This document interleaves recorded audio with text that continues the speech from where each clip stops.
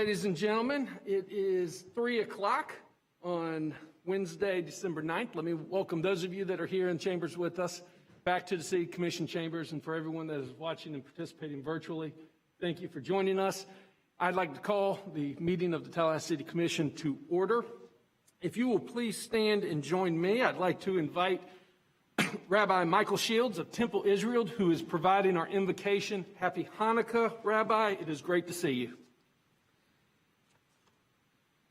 We are gathered here, citizens of the city, servant leaders, to conduct official business of our shared community.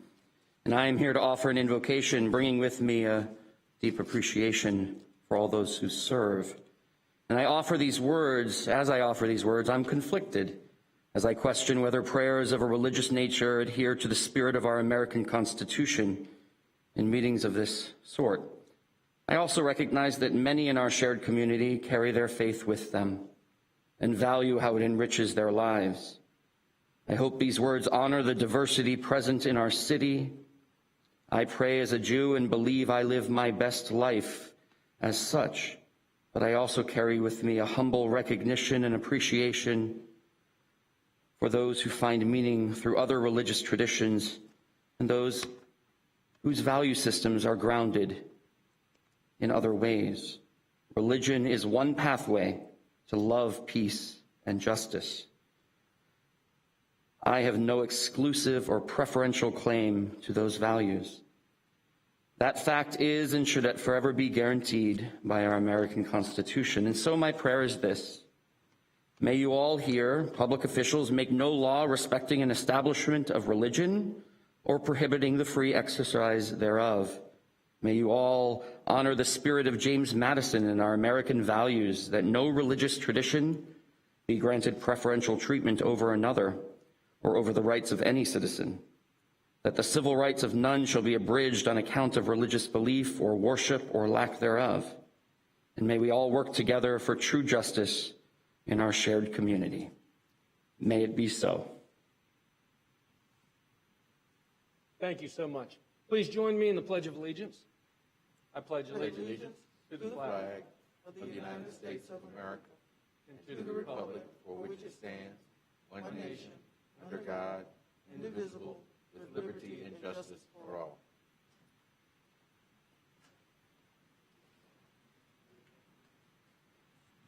All right, Mr. City Manager, do we have any agenda modifications for the meeting today? Yes, Mr. Mayor and Commissioners. As you know, this is a combined CRA and City Commission meeting. Items on your CRA agenda 9.04 and was pulled at the request of Commissioner Matlow for additional discussion. It has to do with the Greater Frenchtown and Downtown District project program reports. Item 9.05 was pulled at the request of Commissioner Porter for additional discussion dealing with the Downtown District bylaws of the CRA.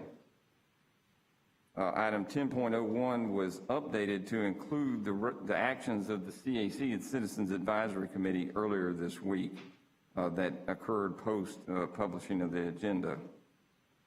On your City Commission meeting, item 11.02 will be rescheduled for the next meeting on January 27th, and 11.05 has been pulled for additional discussion by Commissioner Matlow. Excellent. Any questions on the agenda modifications?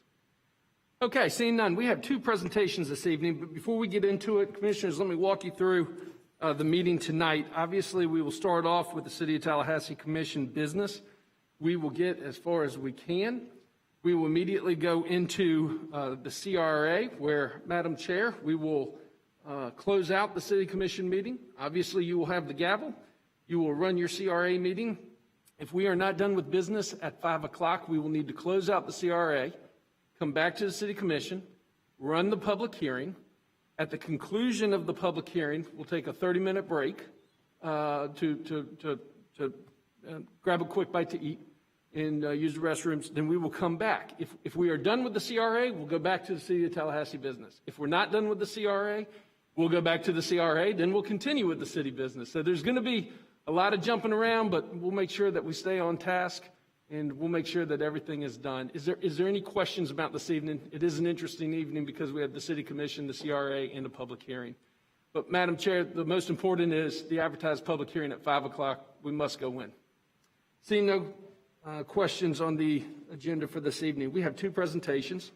The first presentation is the recognition of the graduates of the Neighborhood Leadership Academy, and it is my pleasure to recognize the most recent graduates from the 2020 Neighborhood Leadership Academy. This is a long-standing program, a very popular program of the City of Tallahassee. It is an opportunity for citizens that participate to spend 8 weeks learning about their local municipal government and the variety of services and programs offered by the City of Tallahassee. I want to congratulate these new Tallahassee ambassadors, and I would also like to ask Mr. John Baker, our Supervisor of Neighborhood Affairs, to share with us some of the highlights from this year's program. Is John with us?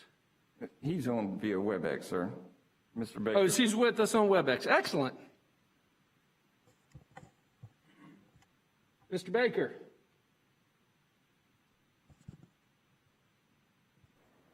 Can you hear me? Yes, sir. Yes. Thanks for joining us. So mayors, city commissioners, and Mr. Manager, thank you for the opportunity to speak to you about this year's Neighborhood Leadership Academy graduates.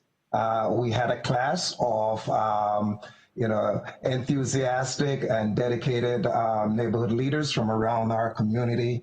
This is about the 20th year that the city is doing this program. It's one of the flagship programs for the Neighborhood Affairs Division, and it gives our neighborhood leaders as well as ordinary residents an opportunity to find out how their government work, an opportunity to see the behind the scenes of the government, get to know city staff. And this year with COVID, we have had to transition this presentation to a virtual one. Nevertheless, all the graduates were game, and I think that all my coworkers across the many departments that presented did an outstanding work. We did lengthen the academy this year to 10 weeks and share a tremendous amount of information about how the city government runs with our attendees. So this afternoon, Mayor, I'd just like to call out the names of those who attended and graduated this year, so they can be recognized. And following that, we'll ask Jan Rubino from Lafayette Oaks to make a few remarks on behalf of the class. So Ashley Gordon from Woodlands Drive, Audrea Peoples from Lafayette, Kushina Brown from North Point Boulevard, Deborah Mann from Town and Country, Diane Franklin from Castleknoll Court, Elizabeth Hawkins from Benton Hills, Gabrielle from Augustine Woods, Janice Rubino from Lafayette Park, Jennifer Pruden from Old Town, John Lemons from Woodlands Drive, John Strickland, Northeast Tallahassee, Carrie Glisson, Benton Woods, Kathleen Figley, Woodlands Drive, Lashina Torrington from Villas at Pine Forest, Mary Kay Falconer, Benton Hills, Matthew Patrica, Myers Park, Rebecca Green, Levy Park, Regina Townsend, Midtown, Ricky Kleiss Castrina, Hayes Street, Robin Rhines, Midtown, Meridian, Stephen, Washington, Providence, Teresa Hattler, Miccosukee Hill, Tom McCullion, Grays Run, and Verlanda Johnson from Piney V.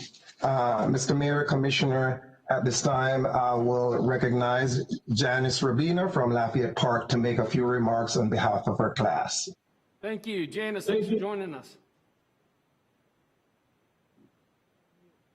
You're muted, Jan.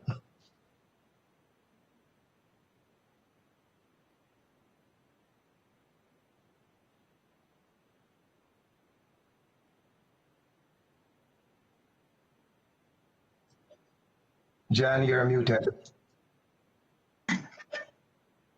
There you go. But I was punching on the wrong icon. So thank you, John, and Mayor Daley and commissioners. On behalf of the members of this year's Neighborhood Leadership Academy, I want to thank the City Commission for supporting an interesting and well-run class for neighborhood leaders. I know it would be preferable to do the classes in person, but I'll tell you this. I had to be out of town during the Academy session, so I was glad to be able to be online for those 10 Tuesday evenings. I've learned a great deal. I thought I knew a lot about the city programs, having been active in my neighborhood association, which is Lafayette Park, from the 1970s, and I sat on the Board of Adjustment and Appeals and a couple of other appointed committees, but that was a long time ago. So it was time for me to go to school again, so to speak. I will tell you that my greatest takeaway from these classes is the amazing breadth of services offered by the city and the excellent quality of the staff. The citizens of Tallahassee are extremely fortunate to live in this city and be served by such special people. I thank you all for your service, commissioners and staff alike, and especially John Baker and Kalisha Fain for putting together this wonderful academy. Thank you very much. Thank you, and thank you for being here. Okay. John Baker, any final comments? His thing's cutting. That's it, Mr. Mayor. Thank you for the opportunity to present this year's class. Thank you. Certainly do appreciate it. And congratulations to all of the graduates. Our second presentation today, I see we've got, Takes care of that. see we have Kamayu Johnson with us, I believe, virtually. Mr. Yes, sir. Johnson, are you with us? Yes, sir. How you doing? Hey, come on. Mayor. Thank you so much for joining us. It's great Hey. to have you on. And I am Hey, thanks for having absolutely me. honored to present you with this proclamation. And I'm going to read it here. But we are so proud of everything that you are accomplishing. You are representing Tallahassee well, your hometown. And just thank you so much. Let me read this for you. From the governing body of the City of Tallahassee, a proclamation.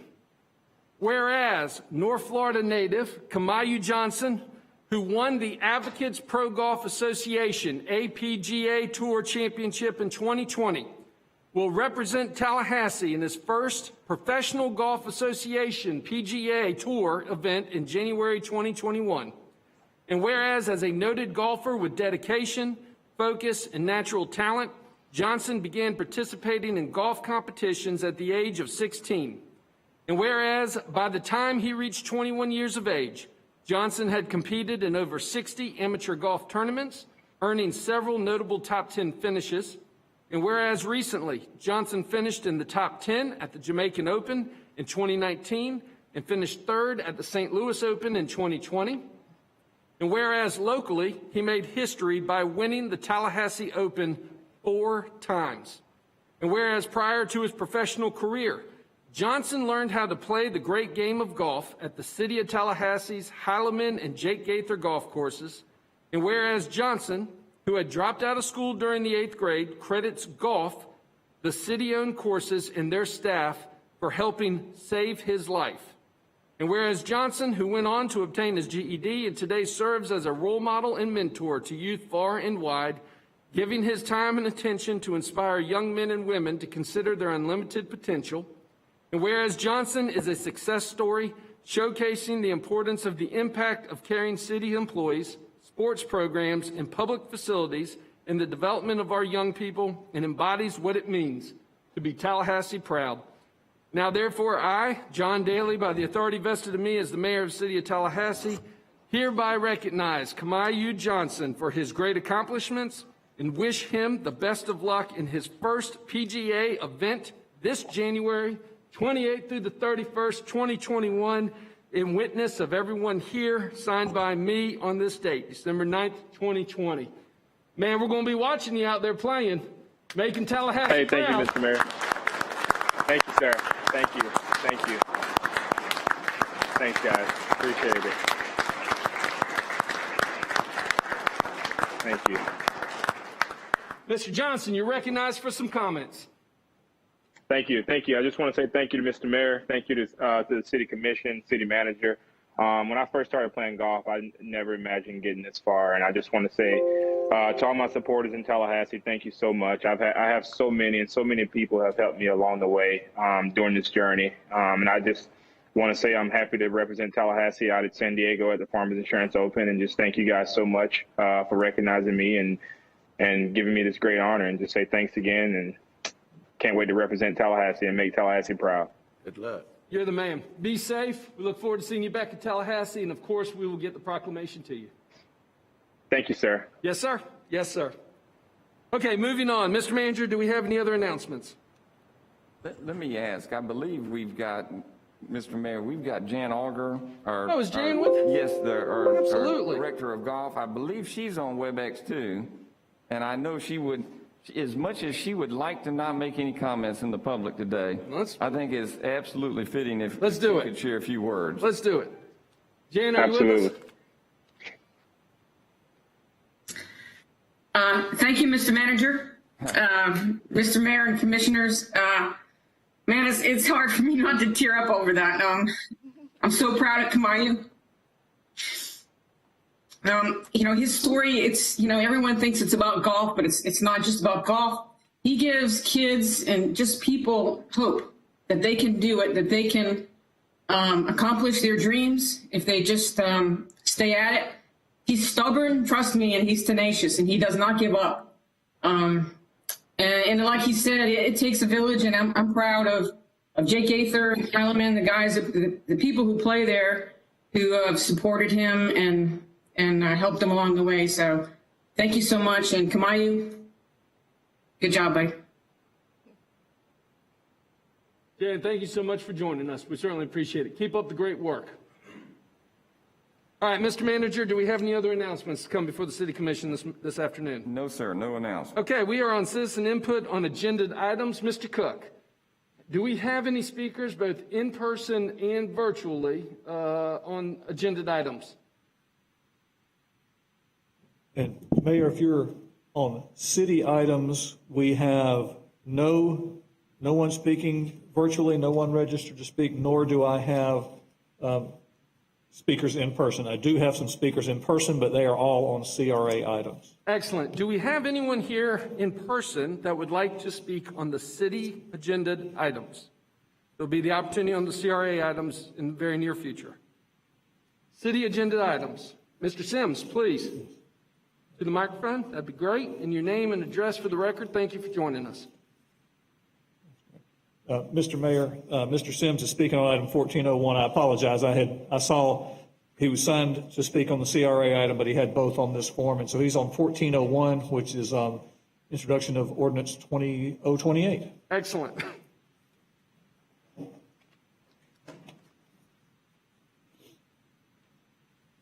Mr. Mayor, Yes, sir. I'm not really sure if this is the issue of my concern that I saw on television about the questionability of First Baptist Church as being a church.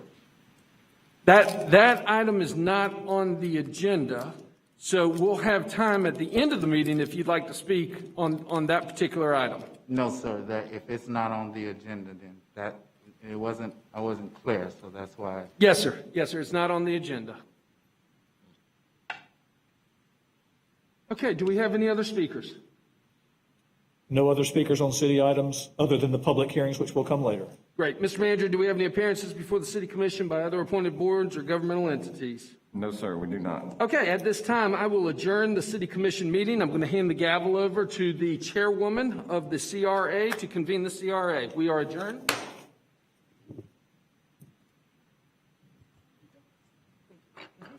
Thank you, Mr. Mayor. We're going to call to order the meeting of the CRA Board. And at this time, I'm going to ask Mr. Tedder. Well, first of all, let me welcome our newest member to the board, Board Member Jack Porter. But Mr. Tedder, do we have any modifications to the CRA agenda? Yes, ma'am, we do. Agenda mods include item 9.04 and 9.05 consent items have been pulled for discussion. Okay, thank you. I will now entertain a motion to accept the consent agenda items. Move consent. Second. It's been properly moved and second by the mayor and second by Commissioner Richardson. All in favor? Aye. Any opposed? Thank you. We're now on item number 10. Mr. Tedder?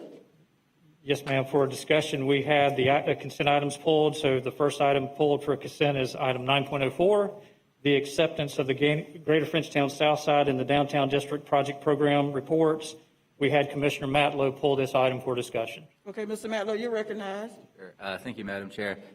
I just pulled this. I had a conversation with the interim director about this, but just since it was a accept the status report item, but also had an option to apply funding to South City Foundation, just as a matter of preference, I think in the future it would be good to have them as separate items so it's easier to flag, but also I just wanted to say if you could give us a quick update on the scoring in that project individually. Absolutely, Commissioners. So we had presented in our September 24th board agenda materials an update on 5 events for the large events programming that basically scored the minimum of 55 points to be considered for funding. When you added up the requests for all 5 of those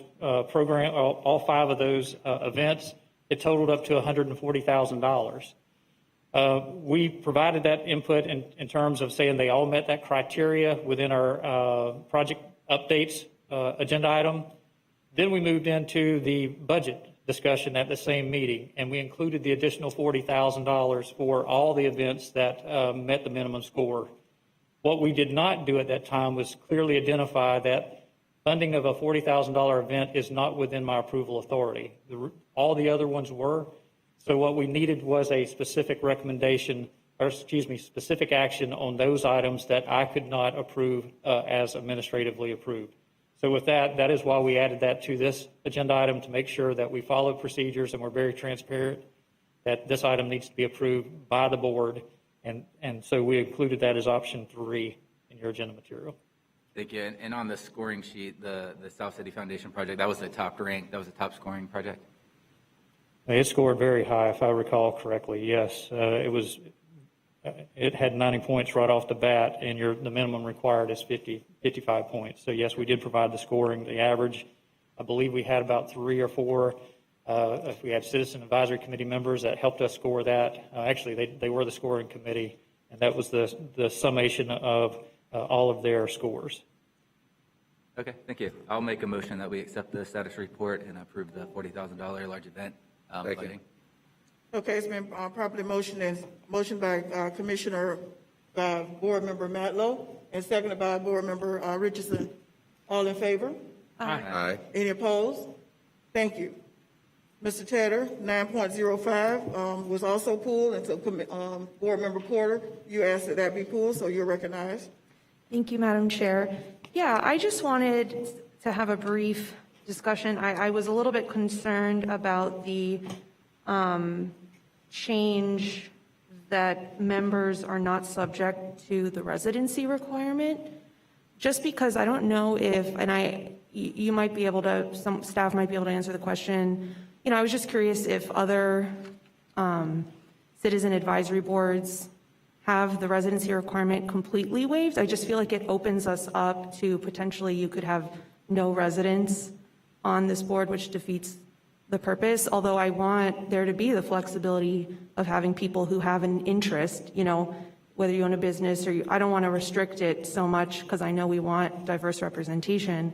I don't know. I know other cities, sometimes they just waive the residency requirement on a, you know, case-by-case basis if we have someone in mind who we really want to serve. But I just wanted to bring that to the board's attention for discussion. So, Commissioner, generally there's a policy that members of city-appointed boards and committees are city residents. Here with the Downtown Advisory Committee, there are a number of bankers or real estate professionals, and my understanding is that we currently have one who lives in Leon County but is not a city resident, and this lets someone like this, I believe it is a banker, serve on the downtown DRC, who works downtown but lives in unincorporated Leon County. Would it be would it accomplish its goal if we just included a residency requirement that you live in Leon County? I'd have to defer to staff. I'm not aware of any current, and I don't know if we've had past members who've served on the committee that did not reside in Leon County. My understanding is they would have all worked downtown. Madam Chair, if I may. Yes. Just a general comment, I don't have specific information for this particular set of bylaws, but we do have city boards and committees where members must either be residents or property owners or utility customers. So there are some broader provisions on some of our boards and committees, and it seems to me that it would be logically consistent that someone who is working downtown might be akin to someone who is a property owner and or utility customer, even if they're not individually, so their business might be. Just that for information. Right. I mean, I might be more comfortable. I'm not trying to exclude people from serving. I just want to make sure we're maintaining the integrity of the citizen advisory committees so that we're not opening ourselves up for, anyone can be on them who doesn't have a demonstrated interest. So I don't know if the board would consider accepting that with an amendment where, as our Mr. Clerk, Treasurer Clerk, about, those additional requirements. Is that a motion? I'll make the motion. I make the motion that we accept item number 905 with the revision to the residency requirement change, that it include the language that Mr. Treasurer Clerk used about, could you repeat the language you used? I'll give it my best shot, Okay. but I think what I would want to do if you take action here is we would want to have the language be consistent with language used in some other boards and committees, and it's something to the effect of members must be residents of the City of Tallahassee, property owners in the City of Tallahassee, or customers of city utilities. However, that exact language is used elsewhere, and Mr. Norvell may want to weigh in on the legality and the bylaws approval aspect of that. As I understand it, to pick up this one professional who works downtown, it would be someone who works in the downtown area. There's a chance that somebody could work, for instance, with Capital City Bank Group, but they're not a utility customer. They may not own property, but those are the professionals at times serve on this committee. Also, just to provide a comment, I think, as Lou Norvell said, I don't think we're really reaching the issue of someone who does not have that owner of property or utility customer when we're trying to deal with the particular situation that we have or people that we have. One of the things I have noticed in the bylaws is that it does state that the person has to have experience in the development and redevelopment of urban properties. I wonder if we change that to development or redevelopment of City of Tallahassee downtown properties, might get that connection that you're trying to get specifically. Okay, I think that. Because it's specifically related to downtown properties, which is what the issue is, having that technical type of experience for this type of committee. I'm comfortable either way. I just want to preserve the integrity in some form so that the connection is still, local, and that we're being consistent with other bylaws that we have for these kinds of groups. Because if we're making a specific exception for someone, that's fine, because I know we need people to serve. So I guess I'll make the motion then to accept 905 with the revision that we specify kind of the development experience. The downtown. In the downtown area. Yes. I'll second that, Madam Chair. It's been properly motioned by Board Member Porter, seconded by Board Member Matlow. All in favor? Just what the comments are. Okay. I see our Executive Director of the Downtown Improvement Authority in the audience, and this also becomes an issue on that board, getting qualified people within those boundaries. Mr. Sims has brought it to our attention that it was very hard to find minorities to participate in that board because of the limitations of property ownership. So I think this motion puts us in the posture to where we can make sure we can have a wide enough pool, but we do have some sort of connection with taxpayers that are paying into the CRA. So that's why I support it. Any further comments? Madam Chair. Yeah, I would agree with Commissioner Matlow that is the issue here. If you limit it to just residents or just citizens, a lot of times we have a difficult time being able to identify individuals when it's so limited to serve on those committees. And so we're trying to make the net broad enough that we will have a pool of applicants that would be willing to serve. And so that's what we're trying to accomplish here, is not to have it so restrictive that we're not able to have the kind of diversity that we might be looking for on the board and people willing to serve. Thank you, Madam Chair. Any other comment? I support it. Okay, the motion on the table, all in favor? Aye. Any opposed? Approved unanimously. Thank you. Thank you, Board Member Porter. I jumped the gun earlier. We're now item number 10. Yes, ma'am. So item Whenever 10. you're recognized. Item 10.01 is the South City Business and Job Incubator Project. Love by Jesus Family Church submitted a proposal on September 18th for funding assistance to renovate 25,000 square feet of space located within the town center shopping center. The renovated space would house a business and job training incubator center, and the center would consist of 5 distinct components: a music recording production studio, a vocational training center, a micro business development center, Southside event space, and a low-cost lease space for emerging businesses. The startup costs, including project management, construction, and architectural engineering, are estimated at $750,000. Madam Chair, we do have, I think the Treasurer Clerk indicated the number of speakers. We also have the applicant who will be here to provide a presentation. And then at the end of that, we have Sherry, who will do a summation of what we included in your revised agenda materials that reflects the Citizen Advisory Committee recommendation. Okay, thank you, Mr. Taylor. Mr. Cook, would you call our first speaker? Our first speaker will be Lee Johnson, followed by Dorothy Inman Johnson. As with all of our speakers, we'll ask speakers to give their name and address for the record. You'll have 3 minutes, and the light immediately in front of Commissioner Richardson will be green, and then it'll turn amber when you have 30 seconds remaining, and ultimately red. Mr. Cook, point of clarification, Mr. Taylor, who's doing the presentation? Is Ms. Emma Johnson doing the presentation? That was my understanding. Okay, so are we going to do speaker and presentation, or will she do all in one? Well, Madam Chair, if I may. Let me just a moment, let me get a point of clarification on how we're going to do this. I believe it's at your discretion. I have the speaker forms for them, but if they were scheduled as the presenters, that may have been just an abundance of caution to be sure they're recognized. But if they're scheduled for the presentation, I would defer to Mr. Tedder and provide whatever time is appropriate. Do we have any other speakers other than the two of them? Yes. We do. Okay. We have 2 other speakers, So if we'd like to take them first. If I may, if Ms. Emma Johnson could do her presentation up to 5 minutes, it would encompass your speaking time as well.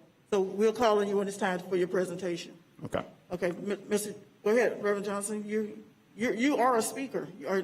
Yes, you may both speak. And I think we're both one, my wife and I. So, with her presentation, and it's basically the same. Pastor Lee Johnson, 2121 Trescott Drive. Madam Chair, Commissioners, Mayor, Mr. City Manager, thank you so much for allowing me to come. This has been a long journey to get to this point.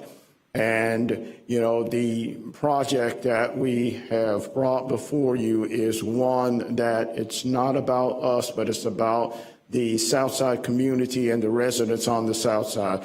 As most of you know, the area has been overlooked, in terms of improvement for a lot of years, and I think that the blend that we have put together would be something that the city would be proud of, and also it would be something that the citizens who have already expressed their, excitement and they have called me, they have texted me and says, we want this. And my wife was going to, break down the project itself in the integral 5 parts. But I wanted to simply say to you before she comes up is that it's normal human behavior for all of us to look at things through our own prism so that some might say it won't work. where others would say that it will work and it's a good thing. And I understand that. However, let me say that I'm a winner and I win at everything I do. And it's going to work. You know, my wife and I are a team. We're working, you know, with people, you know, who are just as involved and want this to work as we do. And I can assure you that I don't want to leave out the fact that you, the city of Tallahassee, you know, are with us in doing this. I think we all want this to work. It's not about whether or not it will or it won't. I think we all can do it. And so I just want to say to you, welcome aboard. We want to do this. Thank you, Mr. Johnson, Reverend Johnson. Our next speaker. I'm sorry, Dorothy Inman Johnson? No, you did. We had other speakers. You're going to take the other speakers first? I apologize. I misunderstood you there. Next speaker will be Vanessa Rouse, and then we'll hear from Stanley Sims. So Vanessa Rouse.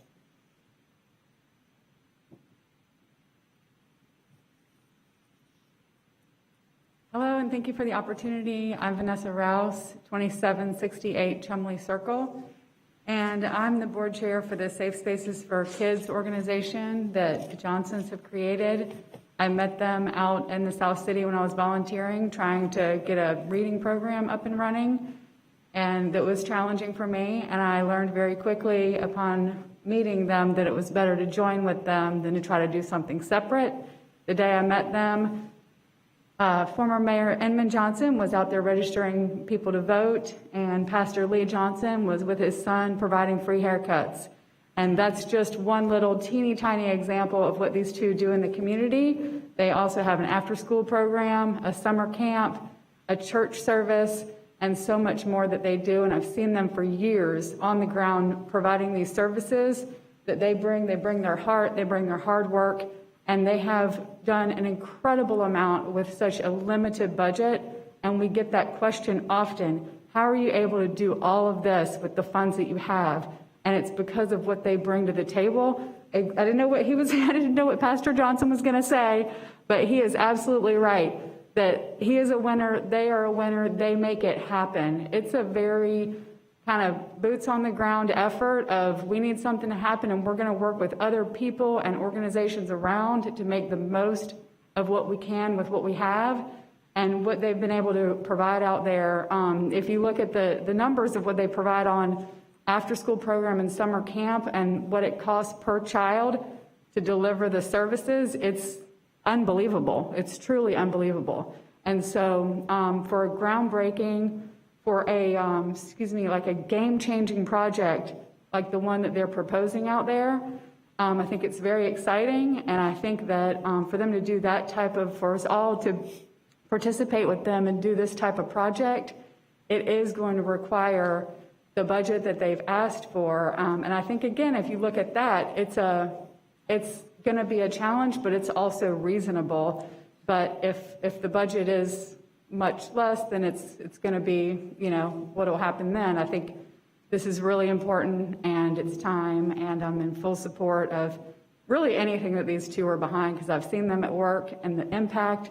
The kids out there, this is the last thing I would like to say is just, I came out there trying to connect in the community, and like I said, it was a challenge, and it was through, they have relationships with the kids and the families, and those kids love all of the services that they deliver, and you see their eyes light up when they come to camp or when they get a new experience, a field trip, and it's really because of, like I said, the heart and the commitment and the hard work of the Johnsons. So I fully support this, and I hope you will too. Thank you.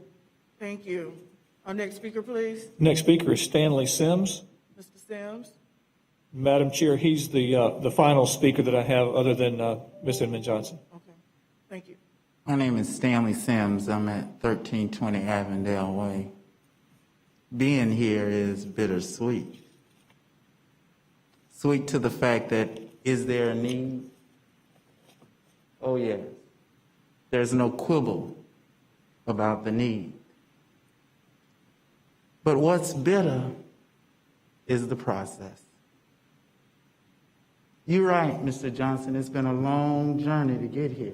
But I imagine for you to get to this spot, you had access to city staff I imagine for you to get to this spot and to ask for this amount of money, staff must have shown you a dignity of respect.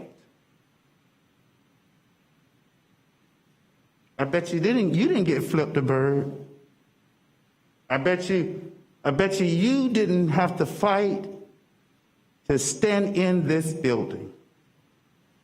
I bet you, even before you came in here, you wasn't degraded and followed around with the security guard. So my fight is not with you, my brother. I'm for you. And I will not allow this system to divide us. I look at your proposal and the quality of your proposal, requesting the amount of tax dollars is not even equivalent to the hoops that our city manager made me jump through. And I haven't been funded yet. I haven't even been granted a meeting. So I want to make this crystal clear. My issue is not with you, my brothers.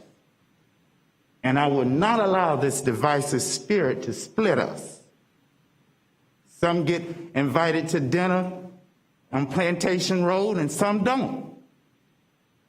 I'm not looking to be invited at dinner on the Plantation Road. I can't even get a meeting on the 4th floor. Let's talk real. You're at 2.5 minutes. I love Tallahassee. And I'm finding out every day, despite what people say, Tallahassee loves me. Thank you, Mr. Sims. Good luck to you, my brother. Mr. Cook, you said that was our final speaker? Yes, ma'am. Okay, Mr. Tedder, are we ready? Or is there a setup needed for Ms. Emma Johnson? Yes, Ms. Johnson, when you want to advance the slides, just let us know and we'll flip them for you, okay? We'll move you forward. Good evening. Good evening. Thank you for an opportunity to make a few remarks on the project we have presented for funding to the CRA. It is the South City Event Center and Business Incubator. Everything in this center is about helping people to build a better life, pull themselves out of poverty, and live a high quality of life. At the same time, we are lifting up our community. The CRA grant request from Love by Jesus Family Church. It's a 501c3 nonprofit, and I'm very happy that our board chair, Mrs. Rouse, was able to be here today. The purpose of the project is to create a center for diverse job opportunities, job training, and business development with the goal of reducing community poverty, violent and property crimes, and create an economic engine for Tallahassee's South Side that encourages new private investment. This is what the Town South Shopping Center looks like today. The facing picture to my right is the part of the space that we will be remodeling if we get this grant. I hope you'll keep this image in your mind until we get to the part with our architect's rendering of how we plan to change the face of this center. We are looking at 25,000 square feet of space at the site. The plan is to create an event center, vocational training, music industry, technical job training, hospitality jobs through the event center, micro enterprise classes, and office rental spaces for new small emerging businesses, some of which may come out of our micro enterprise program, where people would not have the upfront money to be able to rent at the rates that exist in the community. And in addition, when our classroom spaces and our vocational spaces and our event center is not reserved, we will open up spaces for our neighborhood and community meetings at no cost. The use of the funding we've requested is for the facility only. We would propose, and we have already made arrangements for an initial 11-year lease with Town South through Talcor. And we don't have, as a nonprofit, money set aside like a for-profit business that we can bring to the table to do this kind of upfront investment. So we are asking for the upfront money for the facility cost and related facility cost only. And we have submitted a 5-year budget plan that shows how we plan to operate independent of local government funding for administration and management.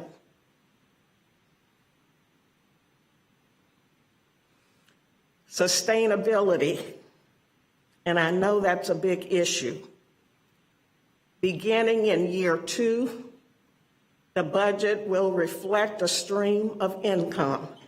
It is our plan, if we are not delayed with a lot of challenges we had not anticipated, is to complete the facility remodeling in 6 to 9 months, 12 months at the most. We have negotiated with Talcor and the owners of the center a 0 lease for the first 12 months to allow us to complete all of the work and be able to occupy the building and start our programs no later than year 2. We have outlined income generating from all of the different activities that will be going on in the center, as I've listed there.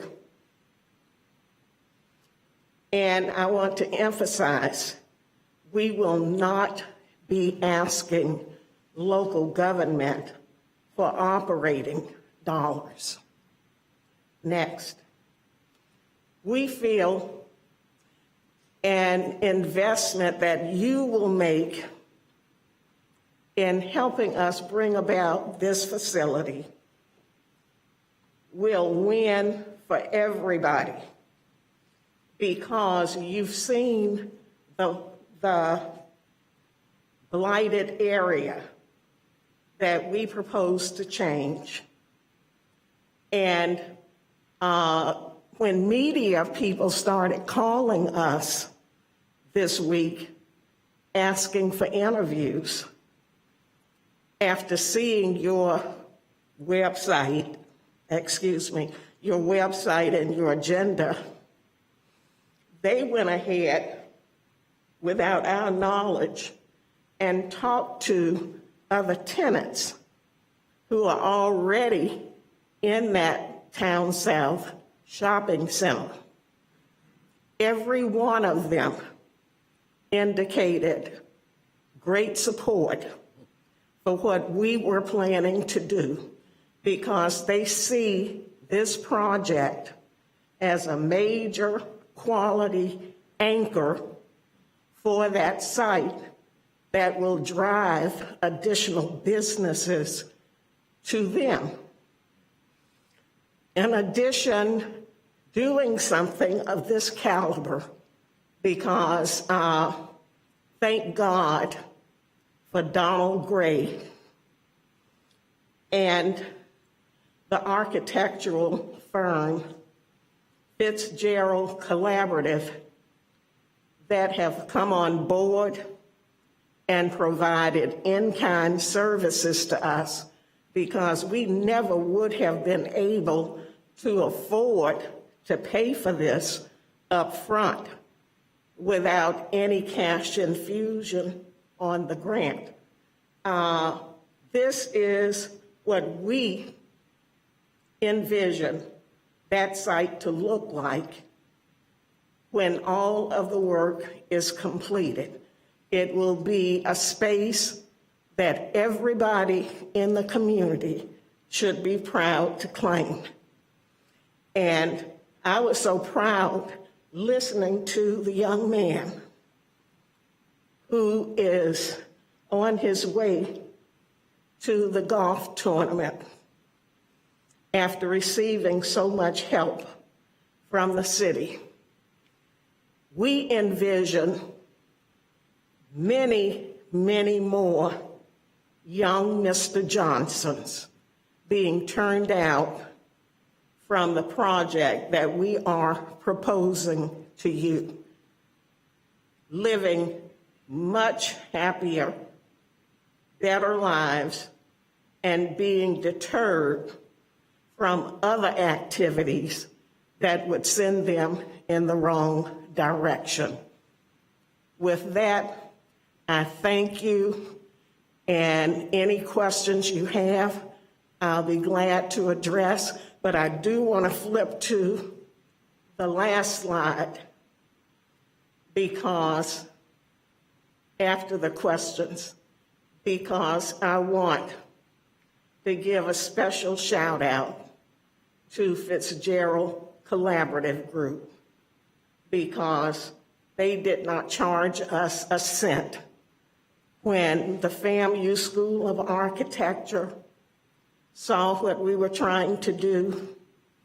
The dean came on with the school as a partner and connected us with Donald Gray, who is with Fitzgerald, and Donald has been a blessing to us in helping us with both the architectural and engineering estimates for the project and providing us with a professional rendering.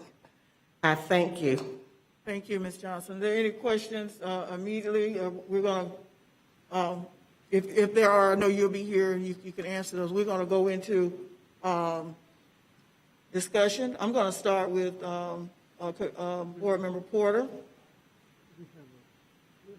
Ms. Johnson, you can have a seat. You don't have to stand there the whole time, because I'm not sure if there's going to be questions or just discussions. There were a couple of things that I thought I would address in questions, but if those questions are not asked, I have a few questions. Okay, everybody's going to get a chance. I'm going to start with Board Member Porter. Yeah, I'd rather actually hear Board Member Matlow's questions first before We're going to all get a chance and try to do it in order. So if you would go first. Okay. Madam Chair. You can go next, Board Member Bernie. Madam Chair, we did have Sherry here that would go over what the Citizen Advisory Committee recommended. So if you wanted to hear from her now, we could do that. Okay.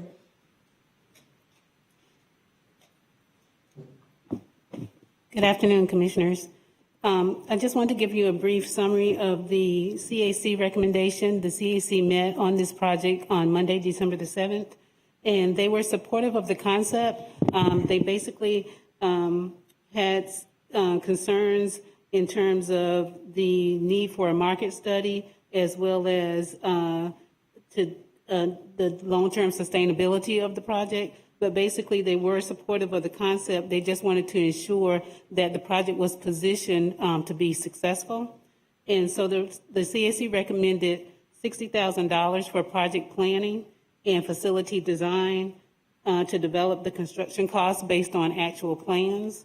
And they also recommended an additional $15,000 for the applicant to obtain a market study.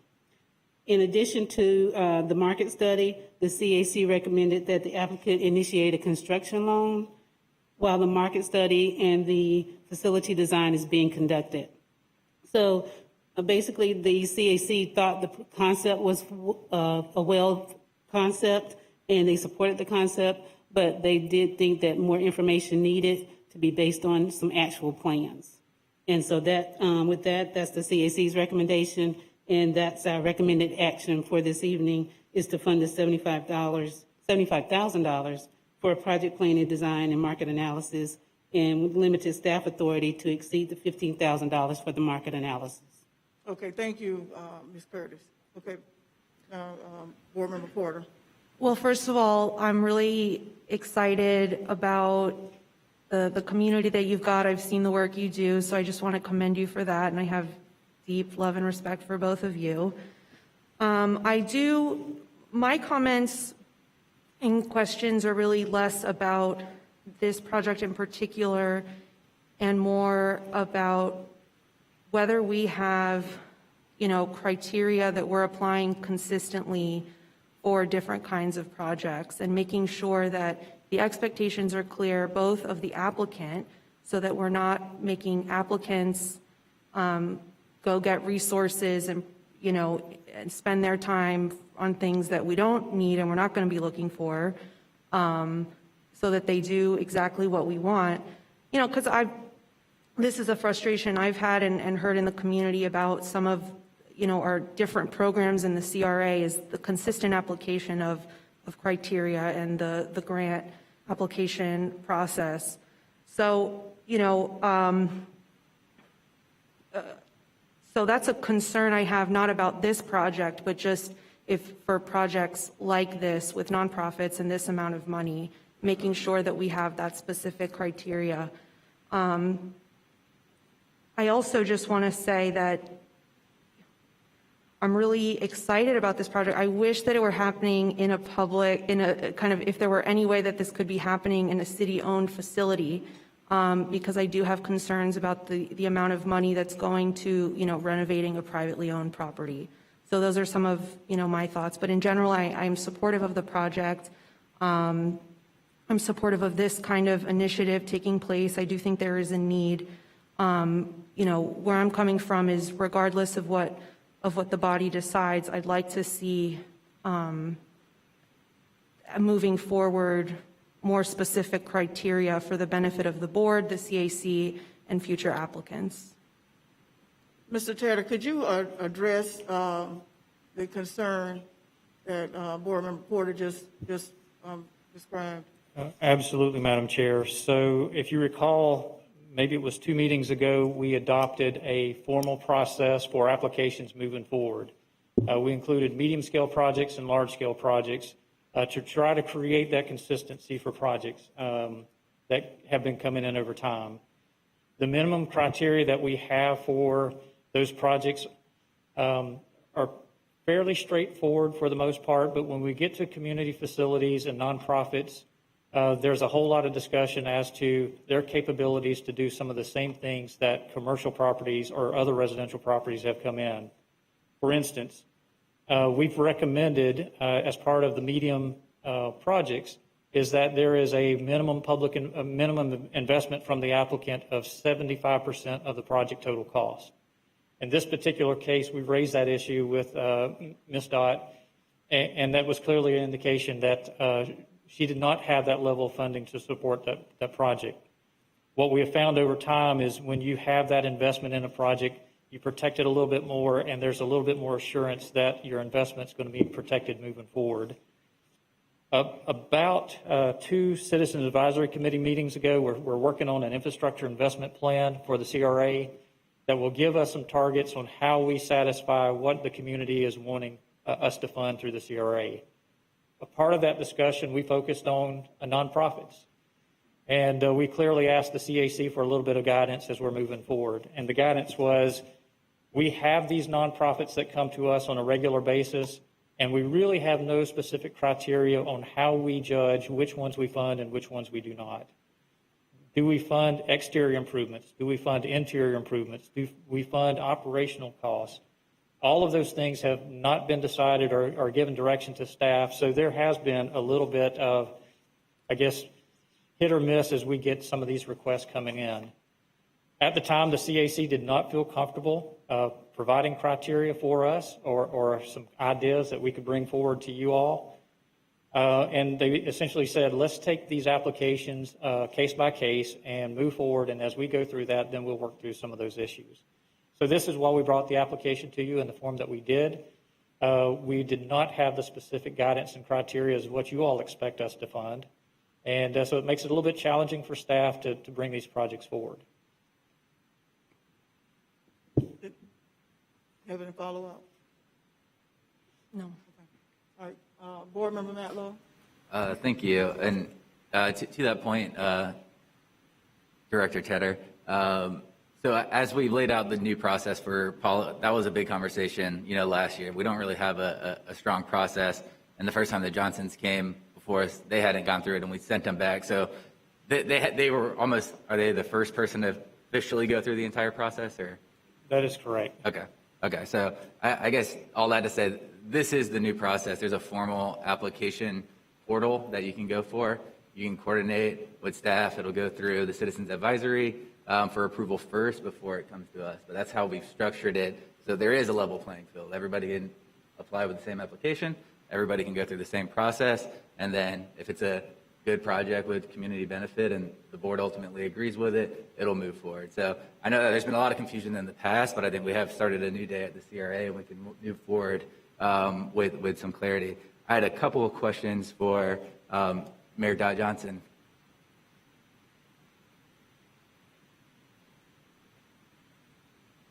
So the $750,000 ask, that money is all for the renovation of the property? That doesn't include any operating costs or salaries? It includes all of the associated consultants that will have to be on board to make sure the renovation is done, the plan is followed, the architect is paid. All of those things are included in that. Starting with the second year is when we hope to be open so that we can generate income from all of those different categories we talked about. And that will help us with our operating costs, in addition to the fact that the new president-elect will have to make his top priority jobs and the economy when he is sworn in on January 20th. So I know one of the things that we will be going after is federal dollars to help with job training, job retraining, and business development to help in these very sad times. Okay, thank you. And yeah, I mean, that seems to the point. I think generally, I look for projects that invest in physical infrastructure, and that seems to be what you're saying, is this money is going to go to renovating that property to bring value. My second question leads into where you were just going, actually, is It seems to, for this to be successful, you'll have to go out and search for external grants that aren't the CRA for programming and that sort of thing. Do you have experience in applying for those sorts of grants? Thank you. Because I forgot to mention that along with our package that we submitted, I submitted my qualifications for managing a project like this.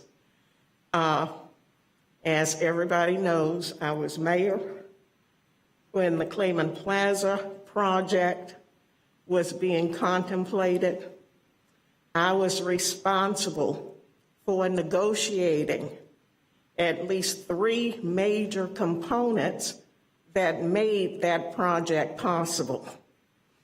And that included the pollution on the site, that included a negotiated purchase for the last property on that site that prevented it from being used by the city, and finding a private sector developer for that site to make it the public-private development that it is today.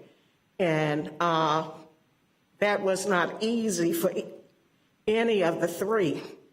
For the training and education, I was a teacher for 28 years, 19 of them at the FSU Lab School. I met one of my former students coming in tonight here in this building. And for the last 14 years before I retired in 2012, I was the executive director of one of the largest nonprofits serving the poor in this region. We had 8 counties that we served. We had offices in each of those 8 counties. We had Head Start centers, 9 of them in 3 of those counties. We managed 4 different federal programs.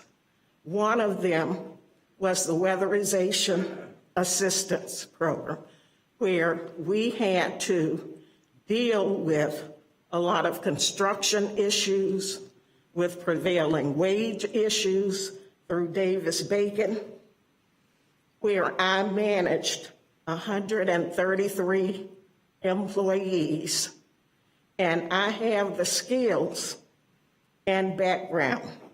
I don't come to you thinking that I could manage something this big without having the experience and background to handle it, and a portfolio that demonstrates that I've been successful in the past. That brings me to my next question. With a recording studio and the experience that required to be kind of designed that, it seems very specific and targeted. Do you have a company or somebody in mind who can help you through that aspect of the business? We don't have a specific company, but I have been being advised by music professionals in the community in the preliminary planning. Mr. Dale Suggs, who is a professor at FSU and a talented musician himself, and was involved in the music production process at the Moon years ago, when we were doing a lot of that kind of recording. And Mr. David Murphy, who has been very helpful, and both of them have offered to continue to provide advisement for us in that area. And more recently, DJ Little Boy, that's his professional name, has agreed to work with us as a consultant on the project. Okay, great. And the final question to the CAC's concern, on a market study. I know a lot of us, and me also as a business owner, sometimes you just jump in head first and you trust yourself. Have you considered doing a market study or looking in to see to make sure there's demand for this in the area? We don't have the funds to do a market study, but I can tell you when this issue came up on Monday night at the last minute at the CAC, I have contacted Ron Sachs of Sachs Media, and Ron has agreed to provide that service for us. Okay. And yeah, that concludes my questions. Thank you. And I have several comments, Madam Chair. Okay, I'll go down to Mayor Daley. It's good to see y'all. Thanks for coming this evening. I look forward to hearing more of the conversation. I'll be quite honest with you, and this is the toughest part of the job, and I know you've been here, Dot, as an elected official. When you have to look your dear friends in the eyes and just say, as it is proposed this evening, I cannot be with you. When we look at the CRA dollars, this is a large chunk of change. In fact, if approved at $750,000, it would be the largest majority of the budget, correct? Wayne? Yes. Yes. For an individual project that we received this year. Correct. And so it's very important from a business standpoint on behalf of the CRA that we pay attention to every proposal. Now, is there any doubt in my mind that you're going to be successful? No doubt. And I do think you're going to be successful.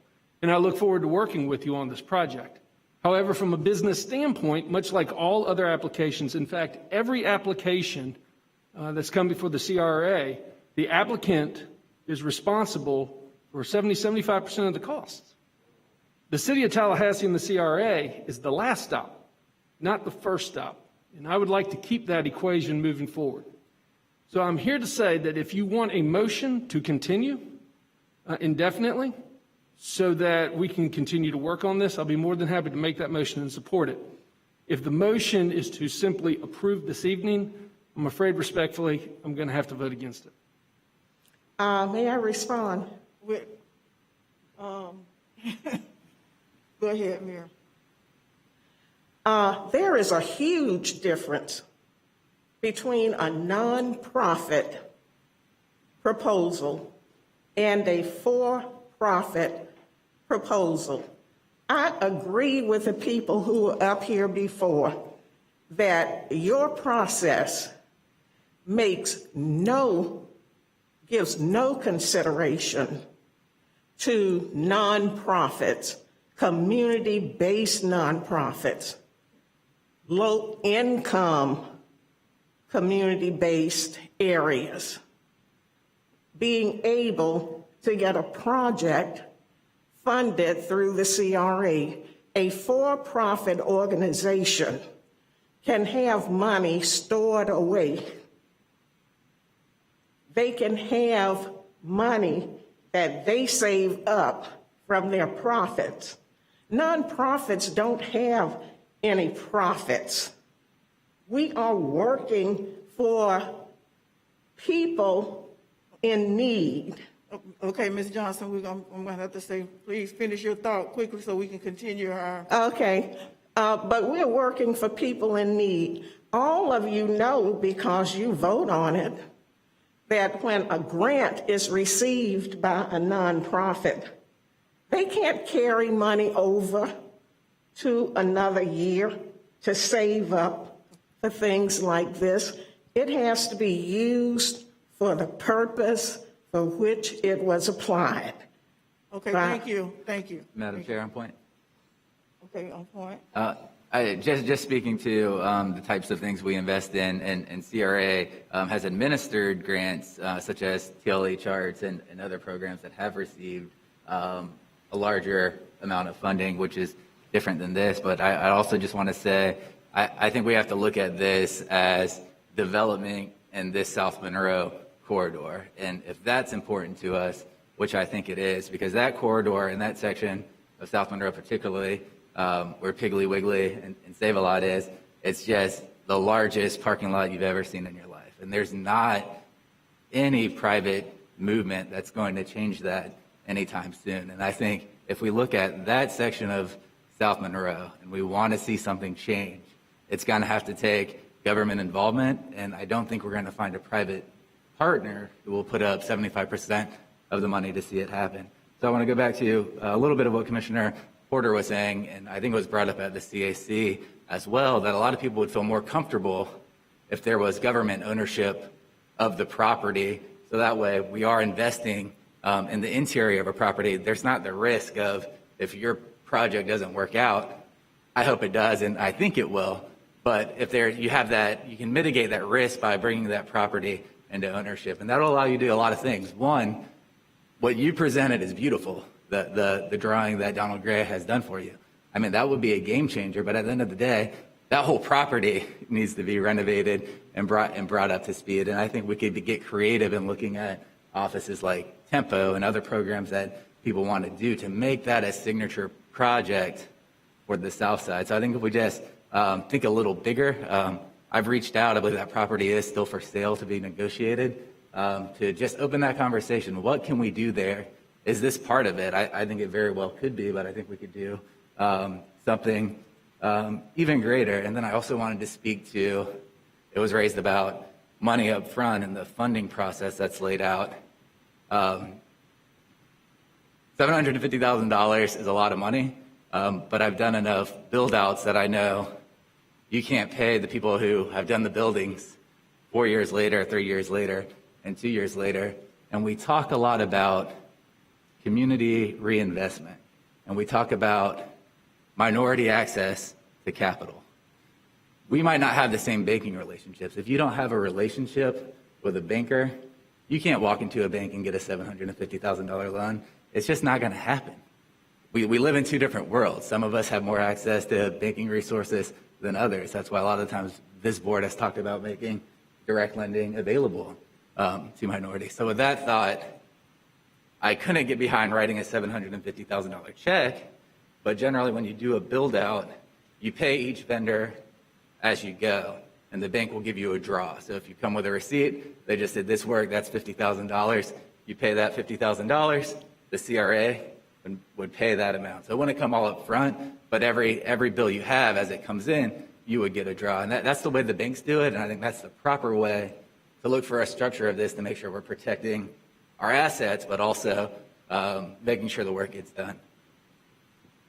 And I guess, yeah, my last comment on that is building out 6 to 9 months is probably a generous time frame. I think it may take a little longer when we get into some of the designs, because these things just always take longer. Just bear that in mind on the project. So just what my position would be, and I want to hear the rest of the comments, but I think we can go ahead and approve the design money up front. I think we can look to bring back what funding to make sure we can fund the development as it happens, and then just direct staff to contact the property owners and see if there's a willingness to sell. But I want to hear the rest of the comments. Board Member Richardson. Thank you, Madam Chair, and I'm going to be brief. You know, we had an opportunity to do something phenomenal with this property. We had an opportunity to make it a Southside Police headquarters and community amenity. But there were those who were opposed to that. I supported it then and I support it now, but that's not an issue that's on the table. We have not had a lot of cooperation from the property owner of those properties on South Monroe and South Adams. We tried to give them $250,000 to renovate the parking lot, and they wouldn't cooperate with us in getting that done. And so, in concept, Dot, I agree with what you all are trying to accomplish. I think it certainly is something that is needed for that part of the community. I have some hesitations about it based on some of what I've heard, that being private property, and we're putting that kind of investment in private property, that if this were not to work out, or if the property owner decided to do something different with the property at some point, you know, we would have no way to recoup that kind of money. I know that the CAC had a great deal of discussion about this on Monday evening, and I share their concerns. And so, Madam Board Chair, I would agree with the recommendation of the CAC as we move forward, if we move forward with this project. Okay. Any other?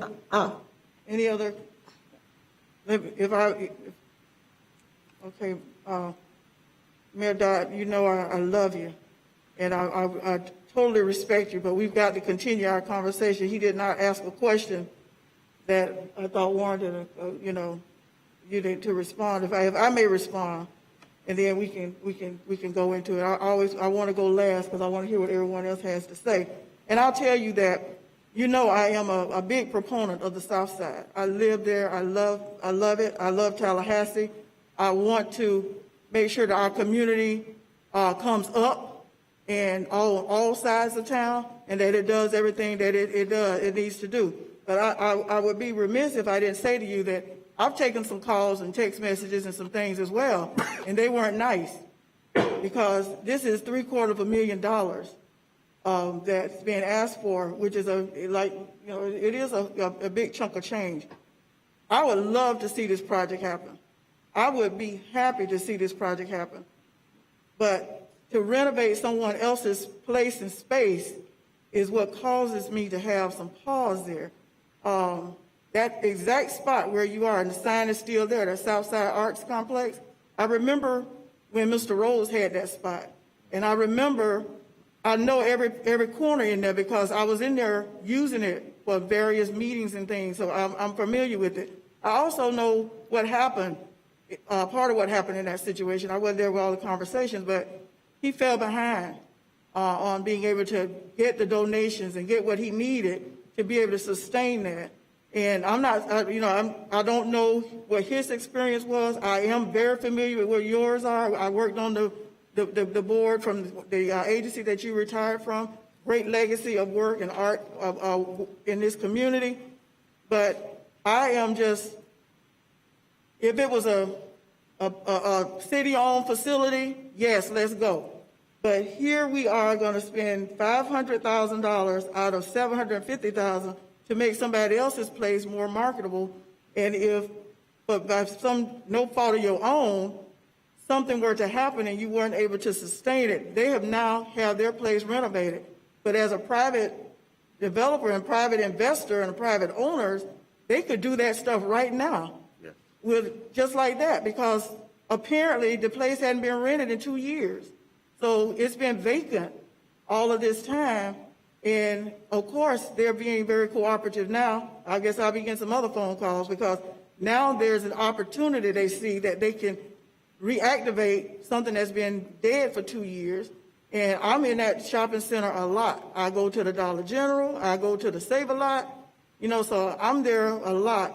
And what's been said is there doesn't seem to be an interest in the owners investing in their own property.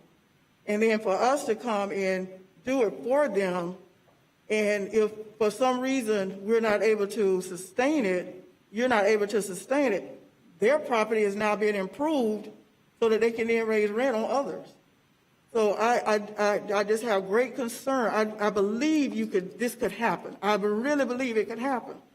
But $750,000, I just cannot wrap my mind around that, with 500,000 of it going out the door to update somebody else's facility. If we could find a place that could become a city-owned property there nearby, I could see that more. I could see that more, because then you don't have the pressure of trying to maintain somebody else's stuff. It would be the city-owned property.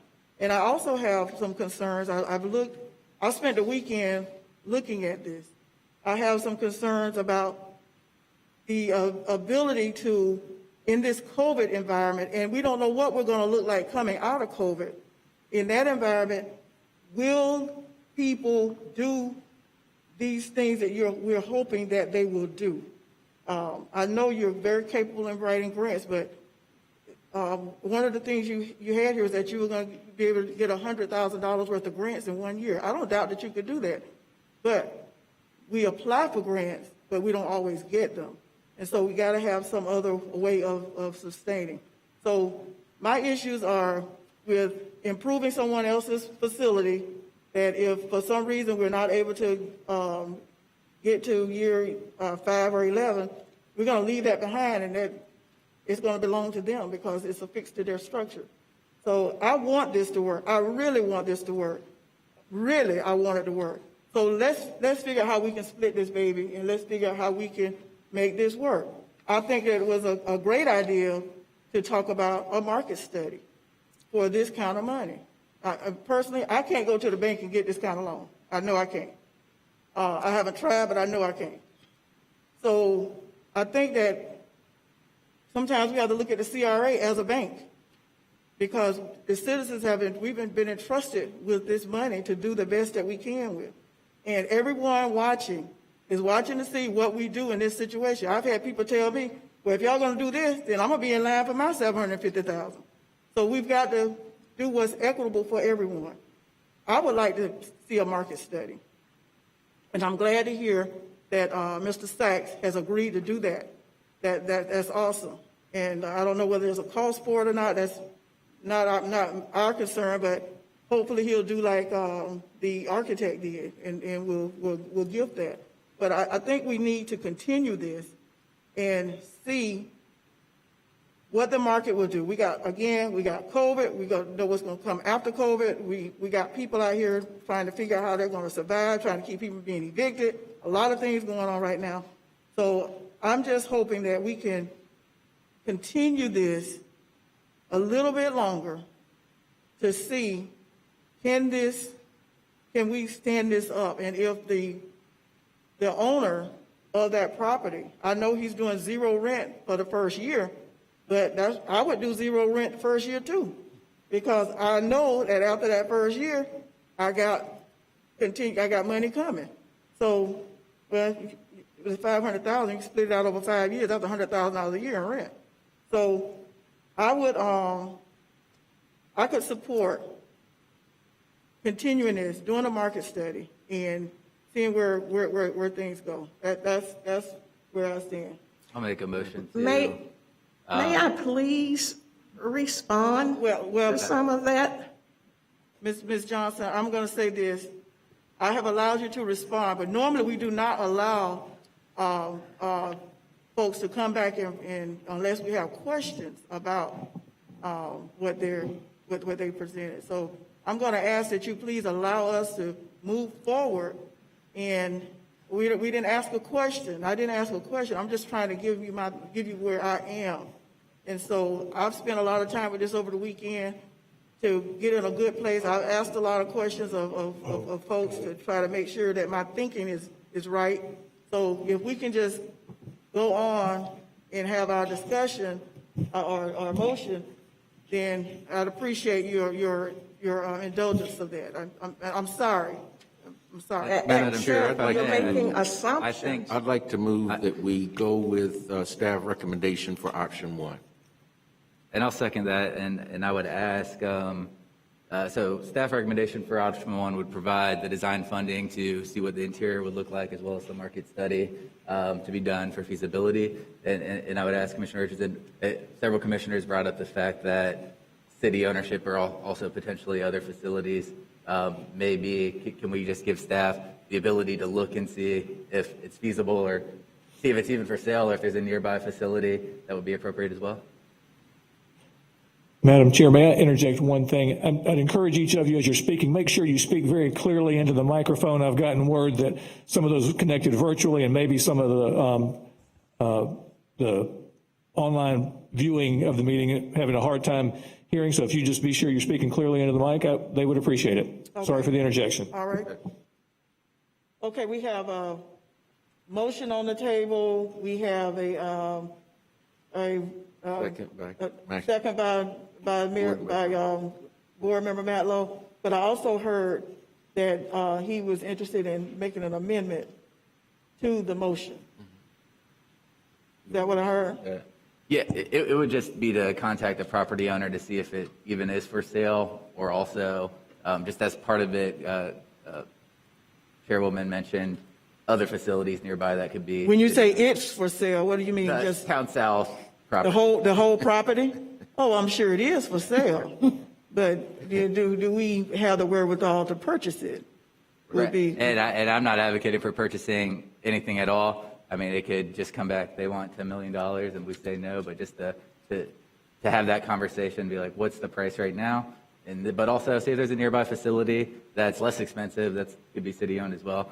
So I'm just trying to address the hurdle of if we do the design and it looks good and this project makes sense and we're going to put that much money into a facility, is there a way to bring it a city owned facility so we can protect that? So my question would be, if we're going to recommend looking for another facility nearby, then why would we spend money on the design of the current spot? It's like you need to find a place first. That's fair. I think. Madam Chair, I wouldn't accept the amendment, but if Commissioner Matlow wanted to make that as a separate motion, he can do that. But I'd like to go forward with the motion on the $75,000 based on staff recommendation and CAC discussion. I'd make a substitute motion that we go with option one and also just contact the ownership of the building to see if they be accepting an offer at this time. Substitute motion dies for lack of a second. Wait, can you repeat that, please? I'm sorry. Could you repeat the motion? The motion would be to accept option one, the $75,000 in funding for design and the market study, and then to allow staff to contact the property owner of Town South to consider a purchase. I would second the motion. Okay, it's been properly motioned and second, but I need clarification. When you say it, are you talking about the whole Town South or just this location that's in question? I give staff the purview to see if that individual building is for sale, but also, I guess you have to start the conversation to see, right? So Because we're going from $750,000 to millions. Right. Okay, I just want to make sure we're clear on that. Okay, Mayor Daley? Thank you, Madam Chair. Appreciate it. So can staff outline the process from here if this motion does pass? Okay, so a market analysis is completed. Planning designs are completed. I am assuming that then the applicant will come before us once again asking for the remaining balance of the money. What is our time frame and what are we thinking about? That is correct. So I would suspect after we give a notice to proceed with the architect, which means we'll have to have a funding agreement that we'll have to work with the city attorney's office to make sure that everything is tight and right. Once you give notice to proceed to the architect, I would imagine a project of this size would take 3 to 4 months to go through the design process and develop an estimated cost for construction and renovation. The market analysis, I have not had any conversations, so I don't know how long that would take, but I would believe that all of that could probably culminate at the same time. You'll have the design, you'll have the cost estimate, you'll have the market analysis, and then at that point, when we have all that information, the request would then go back through the CAC for review for funding based on the information at hand, and then come back up to you with a recommendation from the CAC. Follow-up question, Madam Chair. Yes, sir. Mr. Manager, 2 years ago when we were in negotiations to purchase this, what was the asking price of the property at the time? I believe it was around $5.5 million. I'll also add that there was a very constraining detail with a long-term lease with the plasma center. I remember that was an obstacle that was more than monetary because they had just invested to be in there and they had hoped to be there for a long time. So that's my best recollection. Mr. Tatter, the asking price 2 years ago was $5.5 million, assuming it has not gone up. Just 30 seconds. I know this is a separate conversation to have probably at another time if this motion passes, but this is officially the CRA now, not the City of Tallahassee, that's asking in regards to the purchase of the property. How would this fit into our budget? If you recall, when we adopted the budget this year, we brought to you a 5-year budget plan that showed how we would allocate dollars across the board. It's going to impact one of those items that we had indicated we'd fund, whether it's the neighborhood improvement program, whether it's the grant facade program, whether it's the medium and large size project and contingency funds. We would have to see what the cost of the property is, how long we could finance it over time, and then how it would impact each one of those line items that we had approved in the 5-year plan. Okay. Would the Frenchtown plan be one of those projects that could possibly impact it? It could very well be one of the neighborhood plans. Madam Chair. Mello. Just following up on that, I think that's why I'm just asking for a conversation to see, because maybe it's just not feasible at all, and maybe it's so high, maybe we do look at the city or we look at another source of revenue to try to get there. But I also want to point out, we do these large investments in infrastructure downtown. We just bonded $4 million to build a parking garage.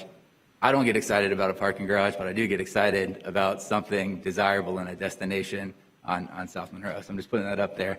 And I recognize it would be a huge investment, and it would be a lot more than this project if we went down that path. But also, it's just one point of information to you to see if we should. Okay, so a substitute motion was offered. It was seconded by Board Member Porter. We ready for the question? Question. All in favor of the substitute motion? Aye. Aye. All opposed? Aye. Aye. So the motion fails 3-2.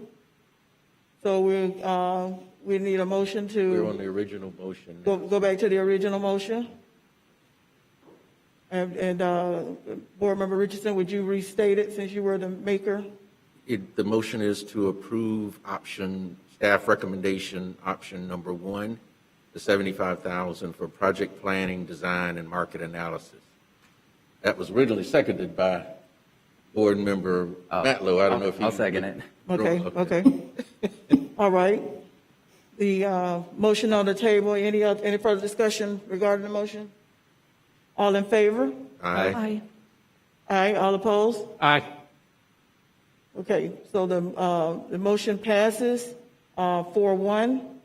I want to, Mr. Tedder, I want clarification again about what the next steps would be, because I don't want us to do a market analysis just to check the box. If the market analysis does not bear out, we need to be prepared for that as well.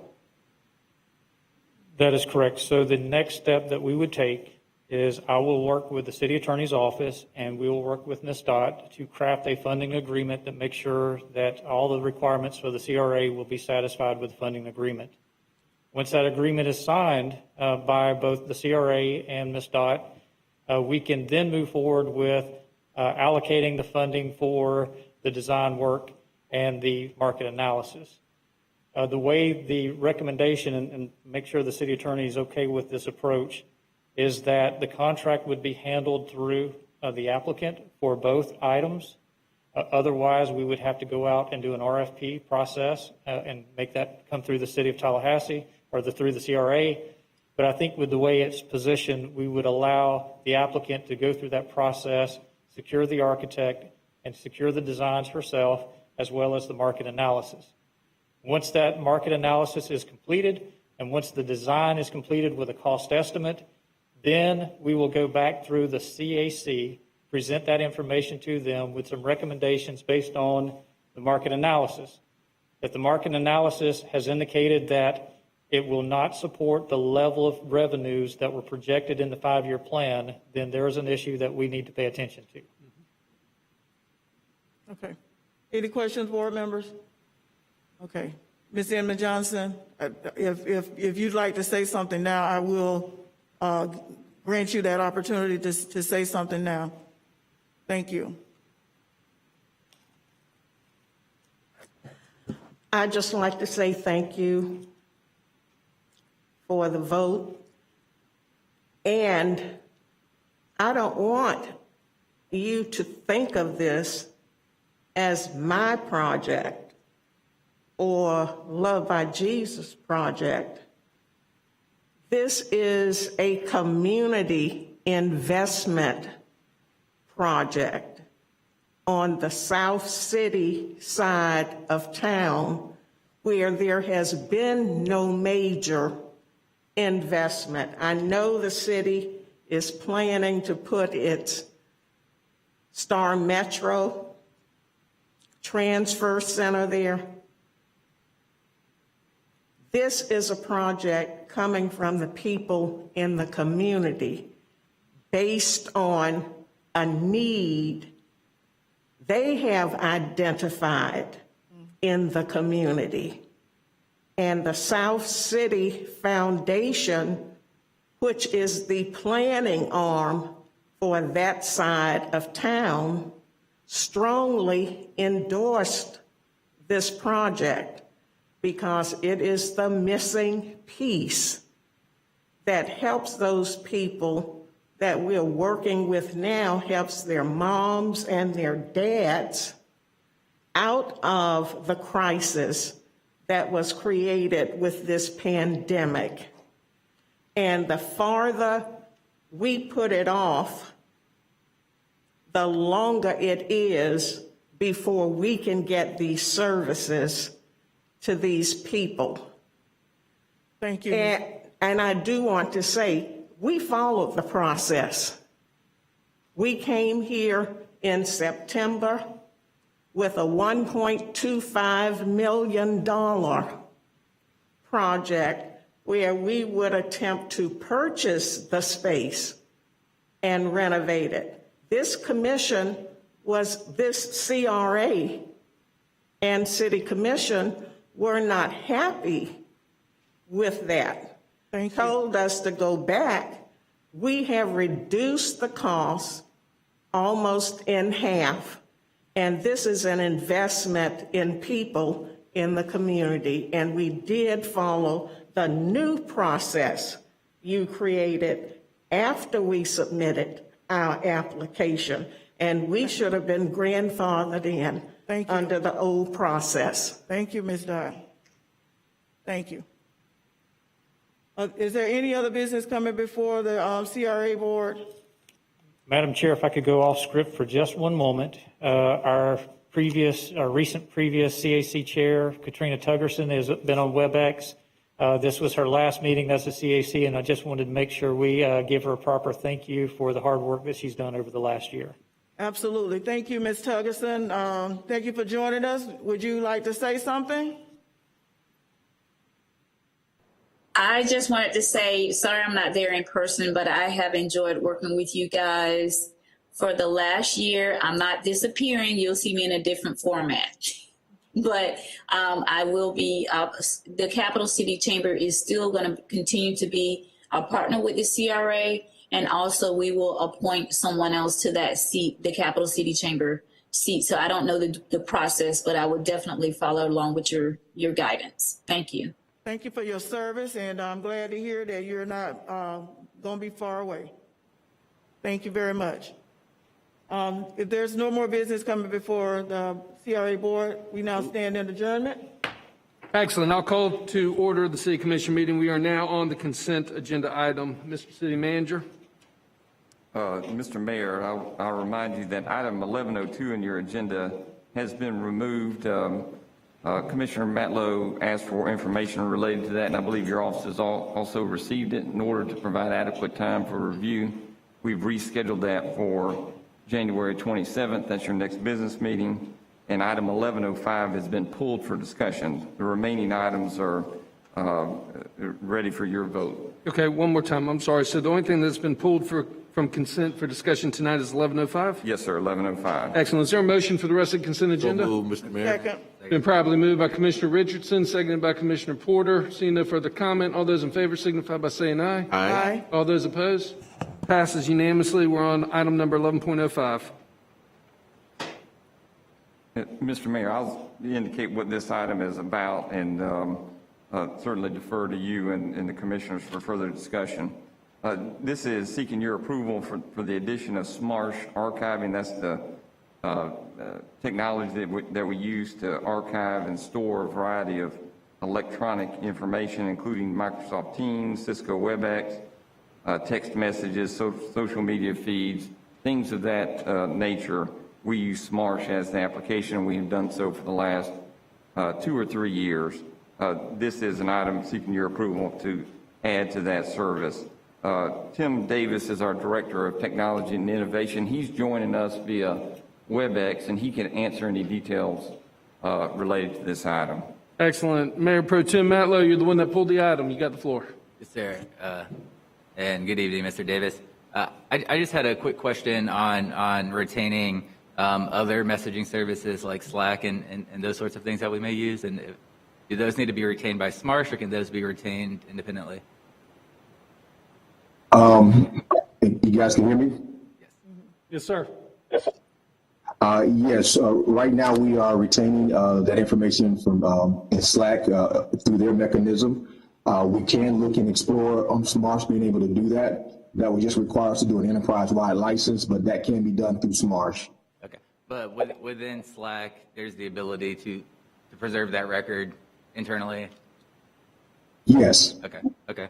Yeah, that was the only question I had. Thank you. Commissioner Matlow moves item number 11.05, staff recommendation, seconded by Commissioner Richardson. Seeing no further comment, all those in favor signify by saying aye. Aye. All those opposed, passes unanimously. We have nothing else under consent. We are on City Commission action, number 13.01. Mr. Cook. Thank you, Mr. Mayor. Item 1301 is appointment of council member positions. This is an item where there are positions that members of the City Commission serve, or representatives from the City Commission serve on other boards. As is indicated in the item, there is one position on the Appalachia Regional Planning Council, and then there are 2 on the Tourist Development Council, the TDC, and those are there for you as a body to identify your representatives to those issues, or to those boards. Commissioner Diane Williams-Cox, you are a current representative on the Regional Planning Council. Are you interested in serving another term, or are you ready to allow one of your colleagues to enjoy the fun? I am ready for one of my colleagues to join in the fun. Mr. Mayor. Following up, you want to make a motion? I move that Commissioner Jacqueline Porter be appointed to the Appalachia Regional Planning Commission. Second. Committee. Commissioner Porter, are you interested in serving? Yes. Excellent. Wonderful. Any further comment? It's been properly moved that Commissioner Porter serves as our representative on the Appalachia Regional Planning Council. Probably moved by Commissioner Williams-Cox, seconded by Commissioner Richardson. All those in favor signify by saying aye. Aye. All those opposed, passes unanimously. You're going to love it. It's a great organization. Next up, we have the Tourist Development Council. I know Commissioner Williams-Cox, you served on that, and Dr. Bryant served on that. So we have 2 spots open. Are you interested in continuing to serve in your position? And then we have a new position to... I am interested in continuing to serve on the Tourist Development Council. Excellent. Commissioner Richardson, have you ever served on TDC? I haven't. As a senior member? Are you interested? Yes. Anybody else interested and want to throw their name in the hat? I would like to not throw my name in the hat because I serve on enough boards. There you go. So Commissioner Porter is new. She may. I don't know. But they throw you on so many. Commissioner Matlow, would you like to make a motion for Commissioner Williams-Cox and Commissioner Richardson to serve as our representatives on TDC? Yeah, if there's no further interest, I'll make that motion. Excellent. I'll second the motion. Any further comment? All those in favor signify by saying aye. Aye. All those opposed? Passes unanimously, 5-0. We are on item number 13.02. Mr. Cook. Mayor and Commissioners, item 1302 is approval and ratification of the appointment of Sarika Griffin to the Tallahassee-Leon County on the Tallahassee-Leon County Commission on the Status of Women and Girls. You approved a number of appointments to that body at your last meeting. This is an additional item. There was additional material that needed to be received, and that's now been received, and so the name is presented for your approval. Move option 1, Mr. Mayor. Second. Been probably moved by Commissioner Richardson, seconded by the Mayor Pro Tem. Seeing no further comments, all those in favor signify by saying aye. Aye. All those opposed, passes unanimously. We are on item number 13.03. Mr. Cook.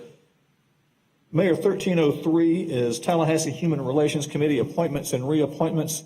As you recall, in your October 28th meeting, the Tallahassee Human Relations Committee was brought to you, there was some discussion of appointments as well as bylaws. And at the time, the City Commission asked that staff bring this item back at this December 9th meeting, specifically for appointment and reappointment of members of that committee. Any discussion of bylaws would follow at a later date after the appointments and reappointments are made. That way they'll have a full and current and active body to address any of those bylaws considerations. As is laid out in the agenda item, all of the seats and the names in them are provided for your information, but there are designations. Some of those individuals are currently serving and will continue to serve, but we wanted to be sure you had the full picture. And with that, you see the items, and it's there for your consideration. Mr. Mayor, Commissioner Williams-Cox. since I was the one who asked that we delay this until this meeting, I'd like to offer the motion that we accept the appointments as listed. Yes, sir. Appointments and reappointments. It's been properly moved by Commissioner Williams-Cox, seconded by Commissioner Richardson. Any further comment? Seeing none. All those in favor signify by saying aye. Aye. All those opposed? Passes unanimously 5-0. We're under introduction of ordinances, 14.01. Madam Attorney. Thank you, Mayor. Item number 14.01 is introduction of ordinance number 20-0-28, an ordinance of the City of Tallahassee, Florida, amending Chapter 10 zoning of the Tallahassee Land Development Code, adding Neighborhood Boundary 1 zoning district, providing permitted uses, maximum gross square footage, and minimum development standards for NB-1 Neighborhood Boundary District, amending downtown overlay regulating plan and multimodal transportation district standards to add NB-1 to Transect 3, providing for conflict, severability, and an effective date. Recommended action is option 1, introduce ordinance number 20-0-28 and set the first public hearing for January 27, 2021 at 5:00 p.m. in the City of Tallahassee City Commission chambers at City Hall, and set the second and final public hearing on February 24, 2021 at 5:00 p.m. in the City of Tallahassee City Commission chambers at City Hall. Is there a motion for option number 1? Recommended action. So moved, Mayor. Properly moved by Commissioner Richardson, seconded by Commissioner Porter. All right, seeing no further comment, all those in favor signify by saying aye. Aye. All those opposed? Passes unanimously. 14.02, Madam Attorney. Thank you. Item number 14.02, introduction of ordinance number 20-0-46, an ordinance of the City of Tallahassee, Florida, amending Section 6-62 of the Tallahassee Land Development Code relating to flood elevations, providing for conflict, severability, and an effective date.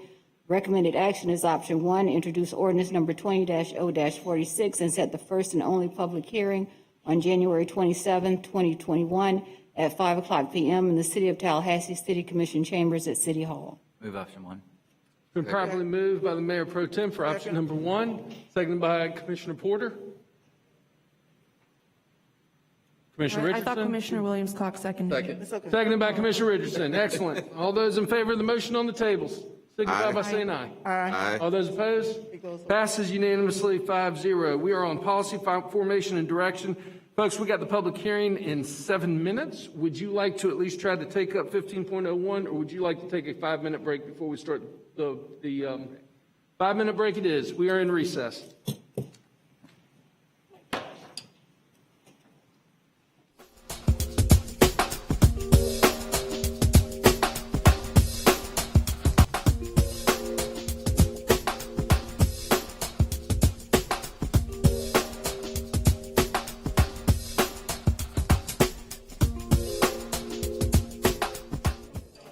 Commissioner Williams-Cox, Commissioner Richardson, when you get a chance, if you can come join us.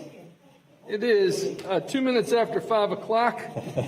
We are going straight into our public hearing. Give everybody a second to get seated.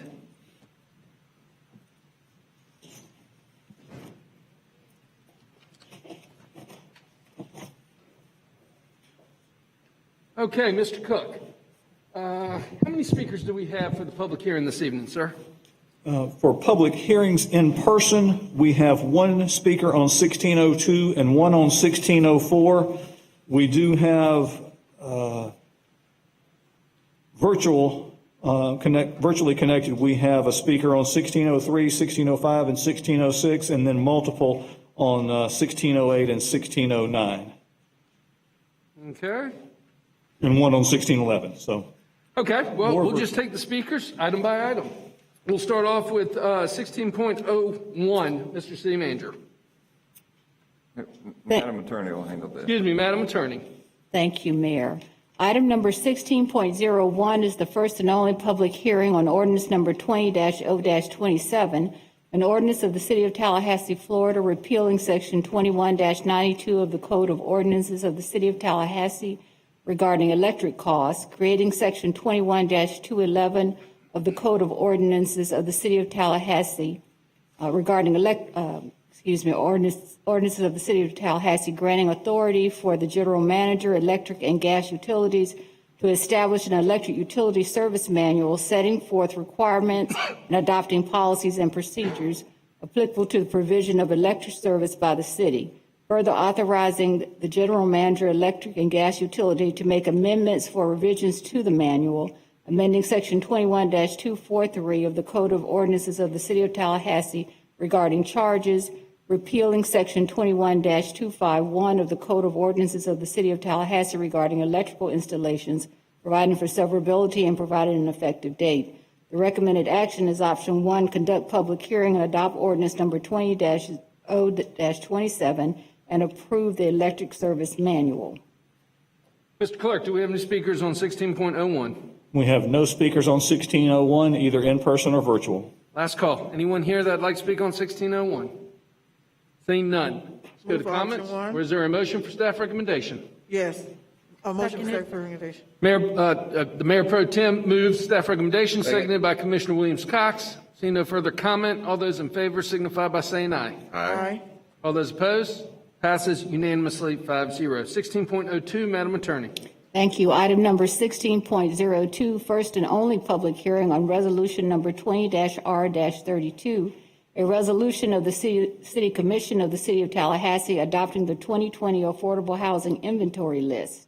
The recommended action is option 1, conduct the first and only public hearing and adopt resolution number 20-R-32, approving the inventory list of all real property within the city jurisdiction which the city holds fee simple title and that is appropriate for use as affordable housing. Excellent. Mr. Clerk, our speaker. We have one speaker on item 1602, that is Bill Wilson. Mr. Wilson, it's great to see you. Your name and address for the record, please, sir. Bill Wilson, 1816 Old Fort Drive in Tallahassee. I sent all of you some notes. There is a list of items to be on the list of lands, and there was a list of items that were excluded. And I think there are a number of items on the excluded list that ought to be on the list. There are about 12 of them for different reasons, and would encourage you to take those items and add them to the list because I think they're all suitable for affordable housing. If you want the numbers, I'll be happy to recite those for the record. Sure, please. Items 1 through 5, 7, 8, 9, 23, 53, 62, or 66, and 72 are all items that I think in one way or another could be used for affordable housing and should be on the list of lands. Excellent. Thank you. Certainly appreciate it. Thanks for joining us this evening. Mr. Clerk, any other speakers? No, sir, and we have no virtual speakers on this item either. Excellent. Anyone here would like to speak on this item? All right, moving to commission discussion. I move staff recommendation, Mr. Mayor. Staff's recommendation has been properly moved by Commissioner Richardson, seconded by Commissioner Porter. Commissioner Porter, comments? No, I was wondering if I could ask some questions to staff. All right, let me get a second then on the motion. So are you not going to, are you or are you not seconding the motion? I'm not seconding the motion. Okay. Not at this time. Commissioner Williams-Cox has seconded the motion. Commissioner Porter, you are recognized for questions. I was wondering if someone could speak to how first my question is, what is the consequence of being on the list or off the list? Mr. Mayor, if I could just put a little context, and we do have our staff experts here. This particular item is staffed by our underground utilities and public infrastructure department as well as our Department of Housing and Community Resilience. You've interacted with each of them. There's an intersection related to it, in particular related to the development of the list that staff believes is most appropriate for affordable housing. Mr. Culverhouse is our director of our real estate division, and he's worked closely on this. He probably can answer these questions. If not, I think we've got the appropriate staff here, so I'll ask him to answer the questions to the best of his ability. Thank you. I believe the question was, what were the ramifications of having this list or having a property on this list? Is that correct? Yeah, like if a property is left off the list, yeah, like what's the difference between on the list and off the list as far as what can be developed there or? There's really no difference. We have a policy for our real estate policy for the sale of property.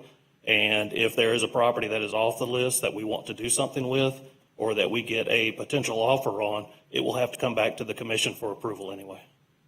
Okay. And do we have criteria for, because I was reading through it, and it was sort of saying, well, we think this is better for commercial. Do we have more detailed criteria, or is it just? The list was built based on a coordination between real estate staff, underground utilities and public infrastructure department, and housing and community resilience. We went through the list, and some properties we kicked out simply because they were deed restricted, flood prone, or in, say, an airport noise corridor. Other properties were better suited for commercial or retail due to zoning, location on a public or a major highway, or surrounding land uses. Okay, thank you. Mr. Mayor. Mayor Pro Tem. Going back and forth with the chairs, I got confused. I would just ask, I'm going to support the item, but Mr. City Manager, can you send us after this email the list, the parcels he identified and the reasons they were excluded? We'll be happy to. Thank you. Seeing no further comment, motion's made for staff recommendation by Commissioner by Commissioner Richardson, seconded by Commissioner Williams-Cox. All those in favor signify by saying aye. Aye. All those opposed? Passes unanimously 5-0. We are on item number 16.03. Madam Attorney. Thank you. Item number 16.03 is the second and final public hearing on ordinance number 20-Z-38, an ordinance of the City of Tallahassee, Florida, designating land as planned development on the official zoning map from rural critical planning area and single-family detached residential, providing for conflict and severability and providing an effective date.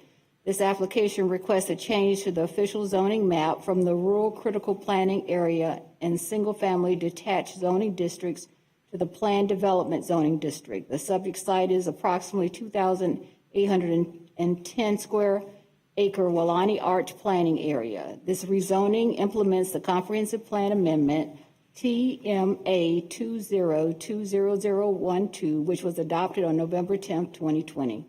The recommended action is option 1, conduct the second and final public hearing and adopt ordinance number 20-Z-38. Excellent. Mr. Clerk, how many speakers do we have on this item, sir? Mayor, we have a single speaker connected via our WebEx platform. Wonderful. No speakers in person. The speaker connected virtually is Stephen Martin, and as he prepares himself to speak, I'll remind online speakers, I'll let you know when you're at about 2.5 minutes, since you don't have the benefit of the light that we have in the chambers. Mr. Martin, thank you for joining us this evening. Your name and address for the record, please. Okay, Stephen Martin, 2625 Stonegate Drive. As I've said, this has been a frustrating experience for me the past 13 years. It's often said the past is the best predictor of the future. And were it not for what's already happened with Walani Plantation, I wouldn't be nearly as frustrated as I am. What I've heard being proposed for the arch reminds me of what I heard proposed for the toe on the other end of the plantation. Went from rural to critical area planning to a PUD. I was told how publicly vetted it had been and that I was the only person so concerned and opposed to it. I'm so afraid what happened on that end of the plantation will happen on the arch, and especially afraid that the same developers or affiliates of theirs will be involved with the development on the arch.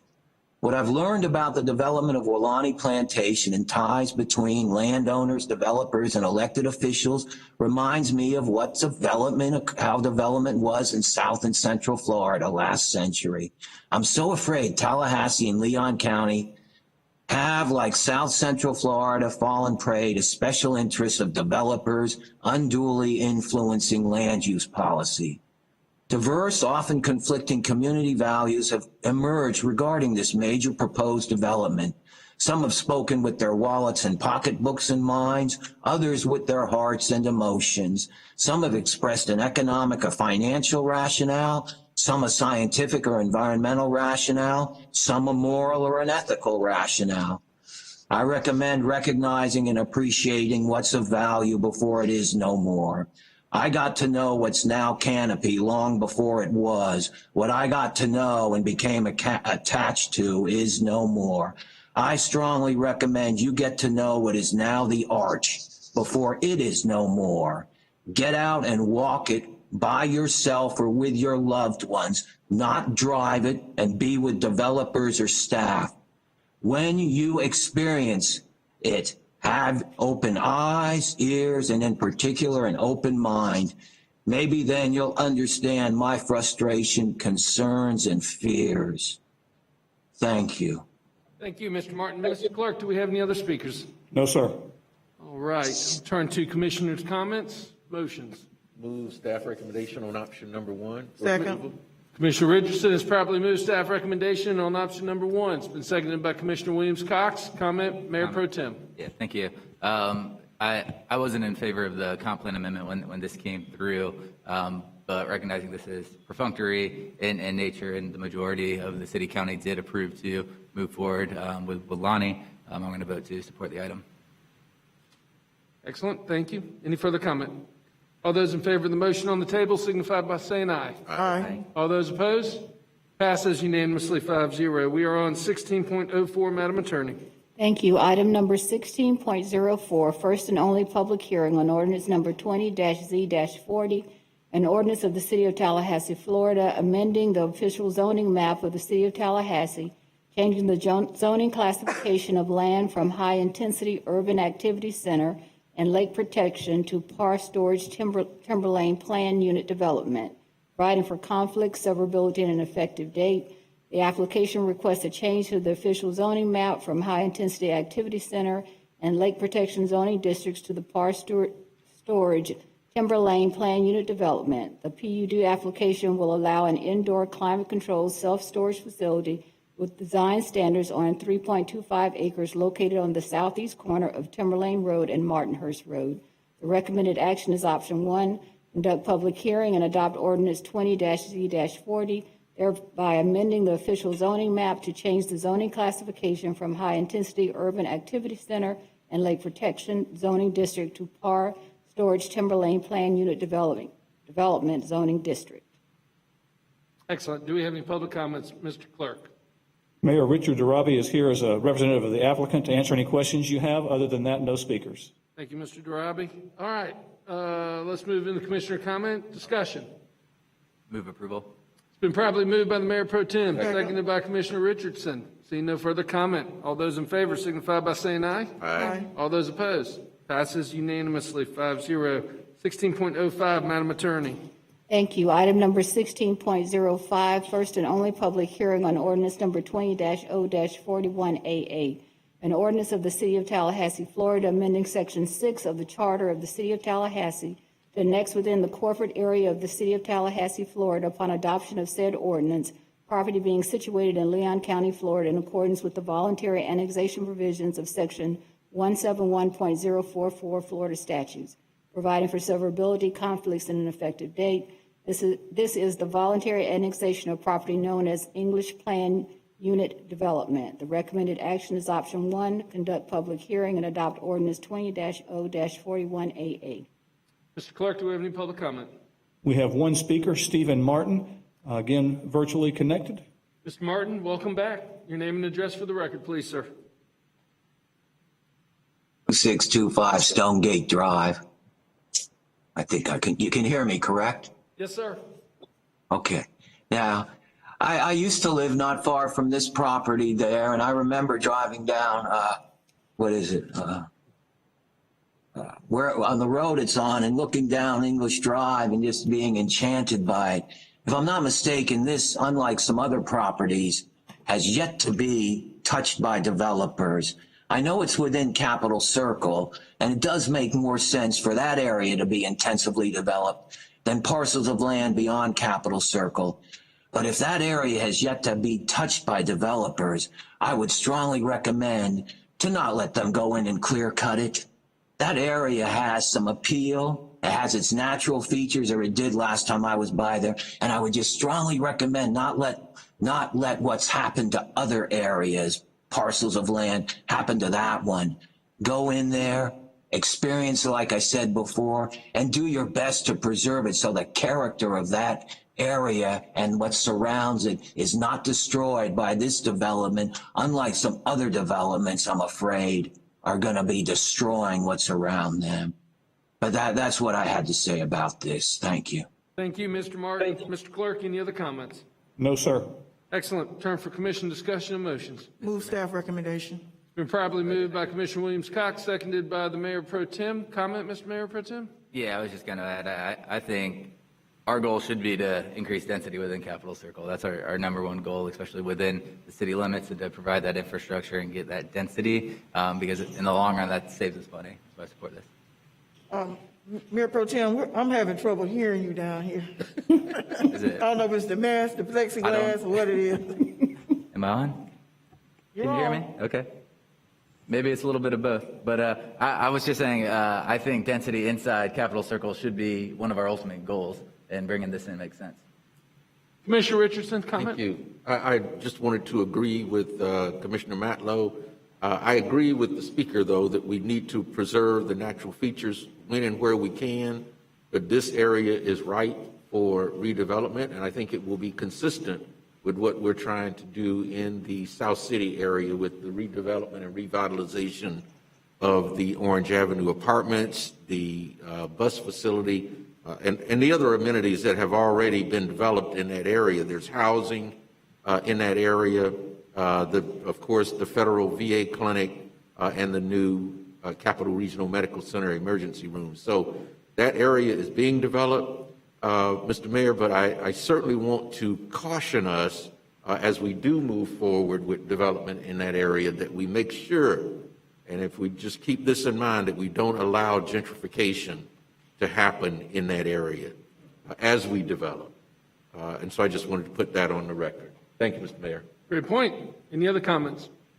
Seeing none, all those in favor of the motion on the table signify by saying aye. Aye. All those opposed? Passes unanimously 5-0. Item number 16.06, Madam Attorney. Thank you. Item number 16.06, first and only public hearing on ordinance number 20-0-44, an ordinance of the City of Tallahassee, Florida, amending Section 6 of the Charter of the City of Tallahassee to annex within the corporate area of the City of Tallahassee, Florida. Upon adoption of said ordinance, property being situated in Leon County, Florida, in accordance with the voluntary annexation provisions of Section 171.044 Florida statutes, providing for severability, conflicts, and an effective date. This is the voluntary annexation of property owned by R. Richard Yates, Jr., referred to as the Falls Chase Parkway annexation, property located just south of Arcadian Boulevard. The recommended action is option 1, conduct public hearing and adopt ordinance 20-0-44. Mr. Clerk, do we have any speakers on this item?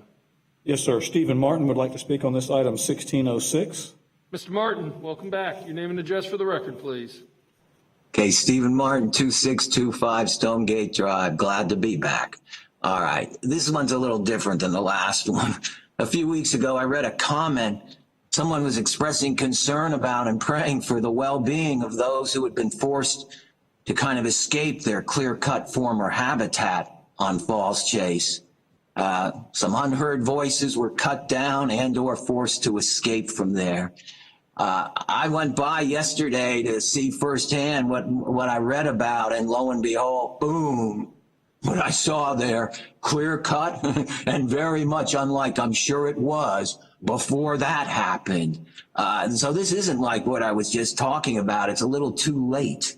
I guess, to save what was there. And while I was there yesterday, I happened to see a particular company's vehicle pull up. A company that's been involved with Canopy Development. This is a sand mining company affiliated with a developer. Oh God, I'm so concerned that this developer is going to be involved with this parcel of land, and it's going to go the same route that where Canopy has gone. So, I mean, Falls Chase history goes back some time, and it hasn't been pretty. I mean, I remember when along Mahan, all of a sudden one day, boom, what's now got Walmart and Costco there wasn't like that before, and it was leveled, and I think the expression of moonscape appeared. God, I hope we can really use a little bit of hindsight when we do this other parcel on Falls Chase, but it looks like, again, I might be too late. I mean, there's barely a tree left. And it's really difficult for me in light of that and Canopy to see that Tallahassee is a true tree city. And when you say the canopy cover's increasing here, I mean, on my way over to Falls Chase, I went down Dempsey Mayo and Lonnie Road. And what I saw there wasn't more canopy. It was areas again that have been clear cut and are now being built. Now, this is beyond Capitol Circle. So, I mean, it's just hard for me to take you seriously when you say how committed you are to Tallahassee and its tree city when this is going on. But anyway, I would say, please, in the future, really try and prevent these kind of clear-cutting mass land parcel. Just ultimately, as the lady said, forcing those who have been there far longer than we have to suddenly have to leave what was their home. All right, thank you. Thank you. Mr. Clerk, any other speakers? No, sir. Excellent. Commissioner discussion and motions. Move staff recommendation. Been probably moved by the Mayor Pro Tem, seconded by Commissioner Williams-Cox. All right. Seeing no further comment, all those in favor signify by saying aye. Aye. All those opposed? Passes unanimously 5-0. 16.07, Madam Attorney. Thank you. Item number 16.07 is the first and only public hearing on ordinance number 20-0-45.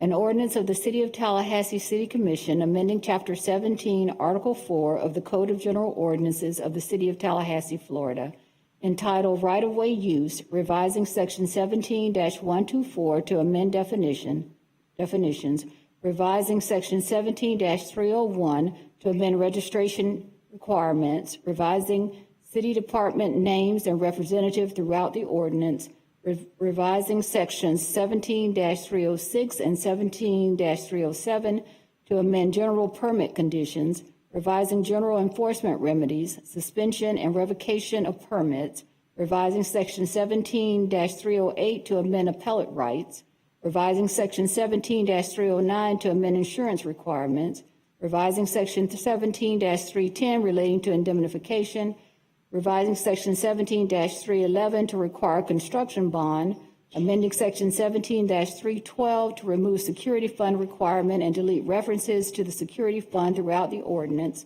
amending section 17-316 relating to pass-through providers, amending the title of Division 4, amending section 17-401 and 17-402 relating to permit requirements, amending section 17-403 relating to objective design standards, amending section 17-404 relating to waiver of objective design standards, amending section 17-500 relating to applicability, amending section 17-502 relating to permit requirements and application review timeframes, revising section 17-503 relating to small wireless facility co-location permit conditions, revising section 17-504 relating to objective design standards, providing for severability, conflicts, and an effective date.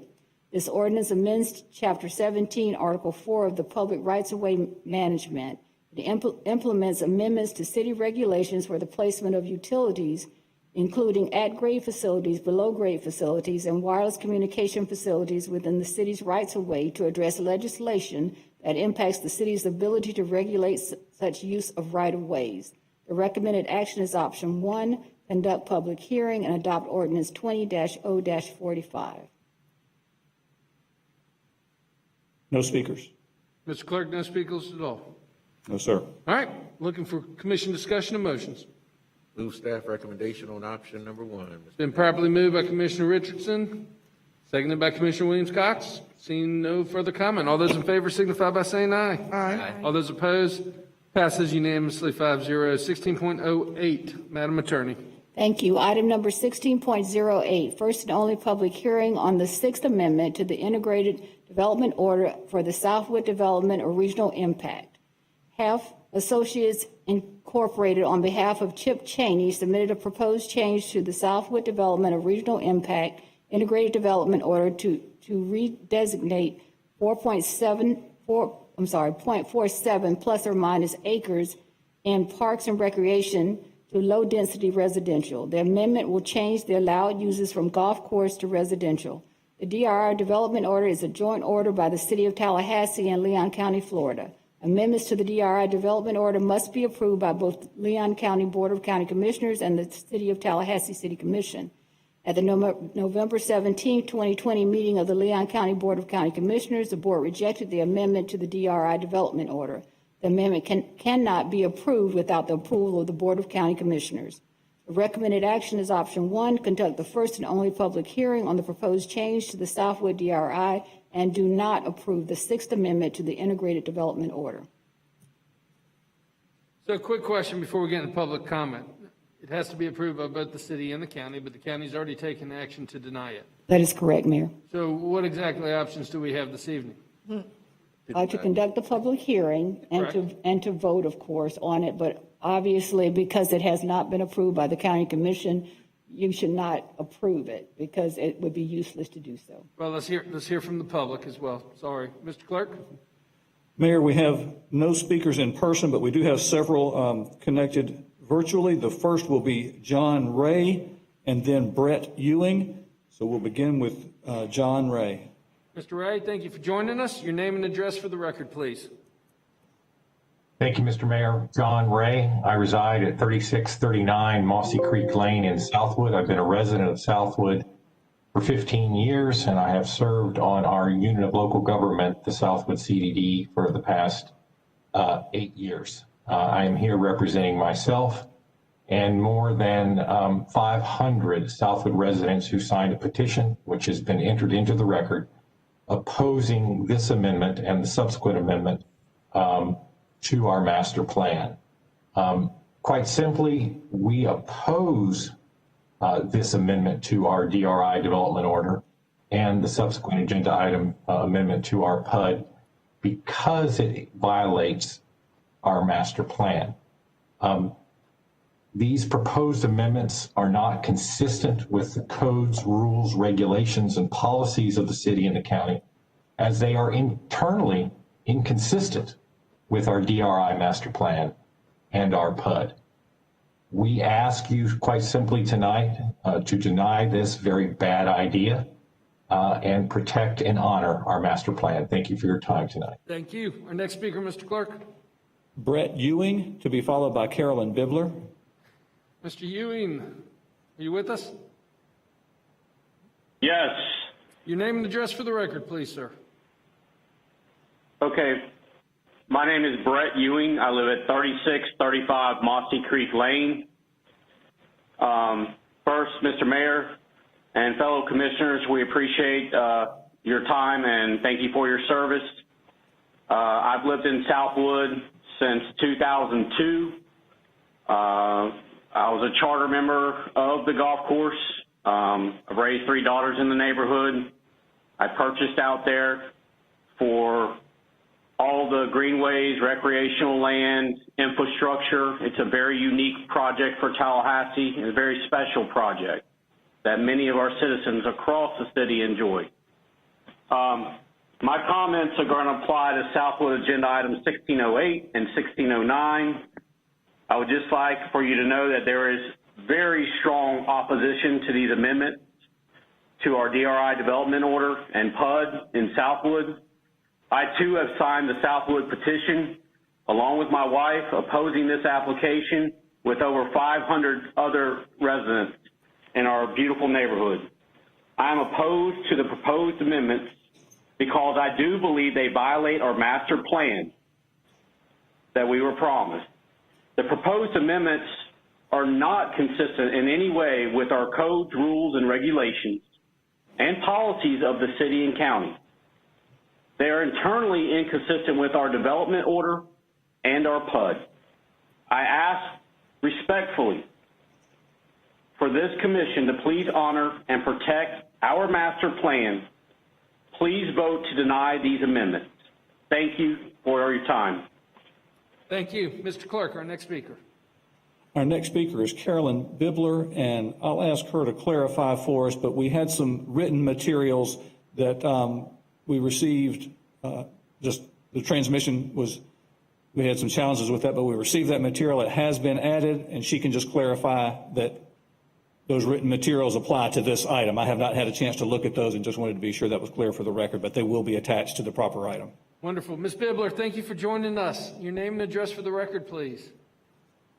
Hello, good evening, Mr. Mayor and Commissioners. My name is Carolyn Bibler. I'm an engineer at Half Associates, and we're representing the applicant, Dr. Chip Cheney.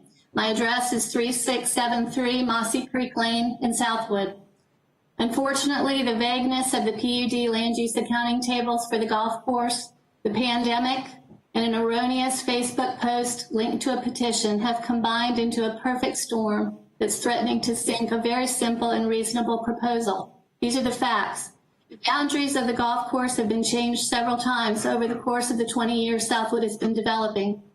These changes were not accompanied by companion changes to land use maps or tables in the PUD. As a result, the golf course property now contains over 8 acres of residential zoning. This application seeks to create just 1/2 acre of residential zoning on an existing street corner, separating it from the golf course property. This location was selected for the one lot being proposed because it is more desirable for development than other golf course property already zoned for residential use. The street corner location was selected so it would not abut any other existing lots, has less slope requiring less earth disturbance, has existing utilities in close proximity, and has been found by the city biologist to be of less value for upland habitat than other areas. 7 acres of the leftover residentially zoned area will be designated open space, and the rest back to Parks and Recreation. Approval of this amendment would bring the golf course property into better conformance with the intent of the master plan, leaving it a combination of active and passive recreation, open space, and conservation area. Under the current Parks and Recreation zoning, the area where the lot is proposed can be developed with an equipment shed, a racquetball court, a restroom, or any other any other recreation-related use, including parking. It's not part of the many acres of protected open space within the golf course property and elsewhere in the community. If the amendment is approved, Dr. Cheney gets the opportunity to purchase this one lot. The golf club will put the proceeds from the lot sale back into an amenity that benefits all of Southwood. A minimum 45 acres of upland habitat for kestrel and fox squirrel on the golf course property will be placed in conservation easement, as it should have been since 2002. There will be 7 acres of open space within the golf club ownership, 70 acres within golf club ownership, comprising more than 25% of the property. Land uses within the ownership boundary will be properly identified and clearly codified within the Southwood DRI and PUD documents. Correcting the acreages and percentages based on actual development and approved plats is becoming more and more important as large tracts of the Southwood DRI are being sold off by the original developer, leaving the city staff to ascertain what development rights are really still available. You have about 15 seconds. There will be an additional lot to be taxed in support of the Southwood CDD and an additional homeowner to support the HOA. The applicant has followed all the rules, paid all the fees, and agreed to every condition. He is asking for one lot to build one custom home. If the amendment is approved, it will not be the beginning of carving up the golf course. It will be the end of it. Thank you very much. Thank you, Ms. Bibler. Certainly appreciate it. I know that you sent us an email as well. I want you to know, I know I, for one, did not respond because this is a quasi-judicial. I want you to know that you were not being ignored. We just did not respond to your email, but we were in receipt. I understand. Thank you very much. Thank you. Mr. Clerk, our next speaker. Next speaker is David Weiss, and then Michael Glantz. Mr. Glantz may not have connected, but I wanted to be sure if he did that he's queued up. So David Weiss is next. Mr. Weiss, your name and address for the record, please. Thank you. Good evening, Mr. Mayor and Commissioners, and I appreciate the opportunity. David Weiss, Owsley McMullen, 123 South Calhoun Street, speaking on behalf of the Capital Region Community Development District. My comments will apply equally to this item as well as the following item on the PUD amendment. We do agree with staff recommendation and certainly encourage you to vote, like the County Commission did, not to approve the proposed amendments. But we don't think that you should not approve them just because approval would be futile. We think that you should find, like the County Commission did, that the proposed amendments are inconsistent with the applicable codes, rules, regulations, and policies of the city and county.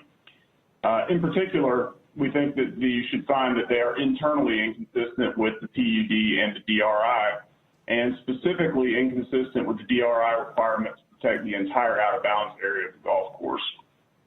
Now, I know that the applicant mentioned that there is existing residential acreage on the golf course, and I understand that staff has confirmed that this is not the case. So this is not about claiming existing residential acreage. This is about an amendment to the DRI and the PUD to allow for additional residential acreage. Now, I want to talk for just a minute about the PUD, and I know that's the one that's going to be considered next. But it's important to consider here for purposes of consistency. We submitted a letter that's included in the agenda item that identified numerous sections of the PUD that show that conservation and preservation features within Southwood were intentionally interconnected with recreational greenways, open space, buffers, and parks to provide a unified set of protected open space features that were intended to be dedicated to the public use. Consistent with these sections of the PUD, the DRI includes a requirement to protect a minimum of 45 acres of the out-of-bounds area of the golf course. Now, the applicants proposed to satisfy that condition by agreeing to, but not paying for, a conservation easement over 45 acres. But that will not satisfy the condition. When you read the condition in context with reference to the PUD, it seems pretty clear that the entire out-of-bounds area is required for protection. Now, you have to remember that this condition was included in the DRI that was approved prior to any development activity. So at that time, the exact acreage and location of the golf course were unknown, so they needed to include a minimum in order to protect everything. That conclusion is also supported by the map that's included with the application that shows 46.36 upland acres. It seems pretty unlikely that that condition was intended to require protection of only 45 acres and allow development on 1.36, particularly given the language in the PUD. So in conclusion, the CDD understands that master plans may change over time to accommodate changed market conditions, and that certain aspects of the master plan may be amended for those reasons, and that's happened. But the proposed redesignation of a half acre of the out-of-bounds area of the golf course to create a lot does not address changed conditions. It's not an appropriate basis to amend the DRI. Accordingly, we respectfully request that you find that the applicant has not demonstrated consistency with the governing laws and codes, in particular with the DRI condition to protect all of the out-of-bounds area of the golf course. That you further find that denying the application is reasonable and serves the legitimate public purpose of maintaining the existing zoning and conditions of development approval that are set forth in the master plan. Mr. Weiss, your time's expired. Mr. Weiss, I'm going to need you to wrap it up, my friend. Your time has expired. No, and I was just wrapping up, so thank you for your time, and I'm happy to answer any questions. Thank you. Thank you. Our next speaker, Mr. Cook. Next speaker is Michael Glantz. Mr. Glantz? And if we don't hear, then he was not able to connect. And so that's the last. We have no further speakers on the item. Mr. Glantz, are you with us, sir? One more time. Okay, do we have any in-person speakers on this item? We do not. Okay, let's turn to commission discussion and motions. Move approval of staff recommendation, Mr. Chairman. Staff recommendation has been properly moved by Commissioner Richardson, seconded by Commissioner Williams-Cox. Any further discussion? Seeing none, all those in favor signify by saying aye. Aye. All those opposed? Passes unanimously 5-0. 16.09, Madam Attorney. Thank you, Mayor. Item number 16.09, first and only public hearing on ordinance number 20-Z-23, an ordinance of the City of Tallahassee amending the Southwood Plan Unit development on the official zoning map of the City of Tallahassee, providing for conflicts, providing for severability, and providing an effective date. The recommended action is option 1, do not adopt ordinance 20-Z-23, thereby not amending the Southwood PUD concept plan based on the finding that the Leon County Board of County Commissioners did not approve the Sixth Amendment to the Southwood DRI Development Order. Mr. Clerk, how many speakers do we have? We have no speakers in person, and we have 2 speakers online. Excellent. Our first speaker, please. John Ray will be followed by Carolyn Bibler. Mr. Ray, you're welcome back. Your name and address for the record, please. He's on mute. 9 Mossy Creek. There. Can you hear me? Yes, sir. 3639 Mossy Creek Lane. I want to just associate my comments with the legal analysis and comments of our attorney, Mr. Weiss, with the Osley firm, and reiterate that this proposed amendment to the PUD is inconsistent with the laws, ordinances, and policies and regulations of the city and county, as it is internally inconsistent with our PUD. I also would like to say that the Southwood residents who have been along on this journey for the last 6 months are clear-eyed in their understanding of what this is. This is a spot zoning of parks and recreation land to create one new subdivision and one new home on our golf course. There are a lot of good reasons to amend a master plan. This is not one of them. Please vote no. Thank you, sir. Our next speaker, Mr. Clerk. Next speaker is Carolyn Bibler. Yes, thank you. I won't take up too much more of your time. I just wanted to make a couple of points. One is that at the time that the DRI was, when the golf course was first constructed, it was over 290 acres. So that minimum of 45 acres was of a 290.3 acre piece of property that's now been whittled down to 277 acres. That's something to keep in mind. In addition, with regard to the conservation easement, the applicant was willing to have the conservation easement dedicated. And the idea that it's not being paid for is because we have met with the city and determined that we can provide the information needed without further survey. So that it's not that they don't want it or not willing to have it. They shouldn't have to pay for it because it's something that should have been done by the original developer. Thank you. Thank you. Mr. Clerk, any other speakers? The only other speaker on this item was David Weiss, and I believe he combined his remarks on both 1608 and 1609 in his initial comments. If he wants to speak, he would have a couple additional minutes, but I think he has covered his item.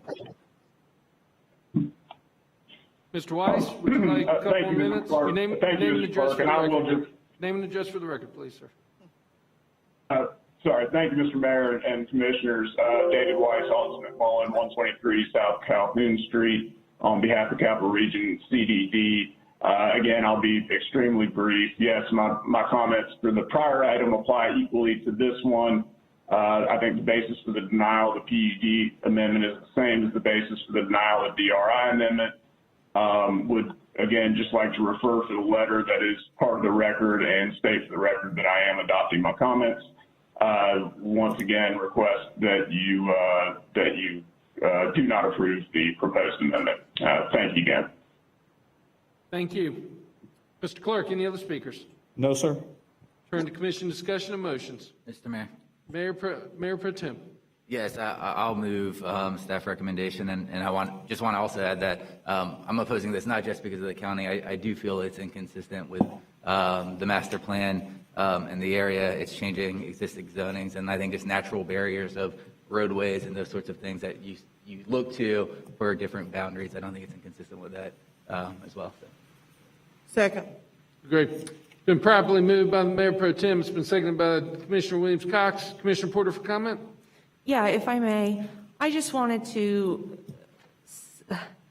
express,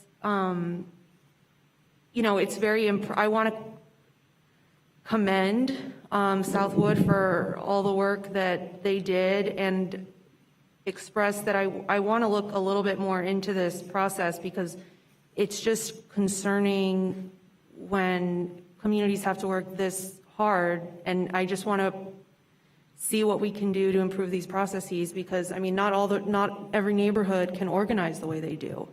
And so I just want to express my commitment to seeing how, working with Southwood and other neighborhoods, how we can improve these processes. That's all. Thank you. Any further comment? Seeing none, all those in favor of the motion on the table signify by saying aye. Aye. All those opposed? Passes unanimously 5-0. We are on item number 16.10. Madam Attorney. Thank you. Item number 16.10, first and only public hearing on the adoption of the amended 2015-2020 Consolidated Plan and FY20 Annual Action Plan. The recommended action is option 1, adopt the amended FY20 Annual Action Plan and the 2015-2020 Consolidated Plan, appropriate the associated funds as proposed, and authorize the city manager as designee to execute pre-award contracts for the related activities and programs. Excellent. Mr. Clerk, any public comment on this item? No comment. Is there anybody here in the audience that would like to speak last minute on this item? All right, we'll move to commission discussion of motions. Move acceptance. Properly moved by Commissioner Williams-Cox, seconded by Commissioner Richardson for staff recommendation. Seeing no further comment, all those in favor signify by saying aye. Aye. All those opposed? Passes unanimously 5-0. Finally, 16.11, Madam Attorney. Thank you. Item number 16.11, final public hearing and adoption of the 2020-2024 HUD Consolidated Plan and FY21 Annual Action Plan. The recommended action is option 1, conduct the public hearing and adopt the 2020-2024 HUD Consolidated Plan and FY21 Annual Action Plan and approve its submission to HUD. Appropriate the associated funds as proposed and authorize the city manager as designee to execute pre-award contracts for the related activities and programs. Mr. Clerk, do we have any public comment? Mayor, we have one speaker in person and one connected virtually. The in-person speaker is Leslie Harris. And Leslie Harris can approach the mic in the center of the room. We'll have 3 minutes for comments, and then we'll move to the virtual. Excellent. Mr. Harris, yes, sir, right here in the middle. Thanks for joining us. We appreciate it. Your name and address for the record, please, sir. I'm Leslie Harris. I live at 2022 Hillsborough Street. That's in the Providence neighborhood. I've owned a home in Providence since 1992.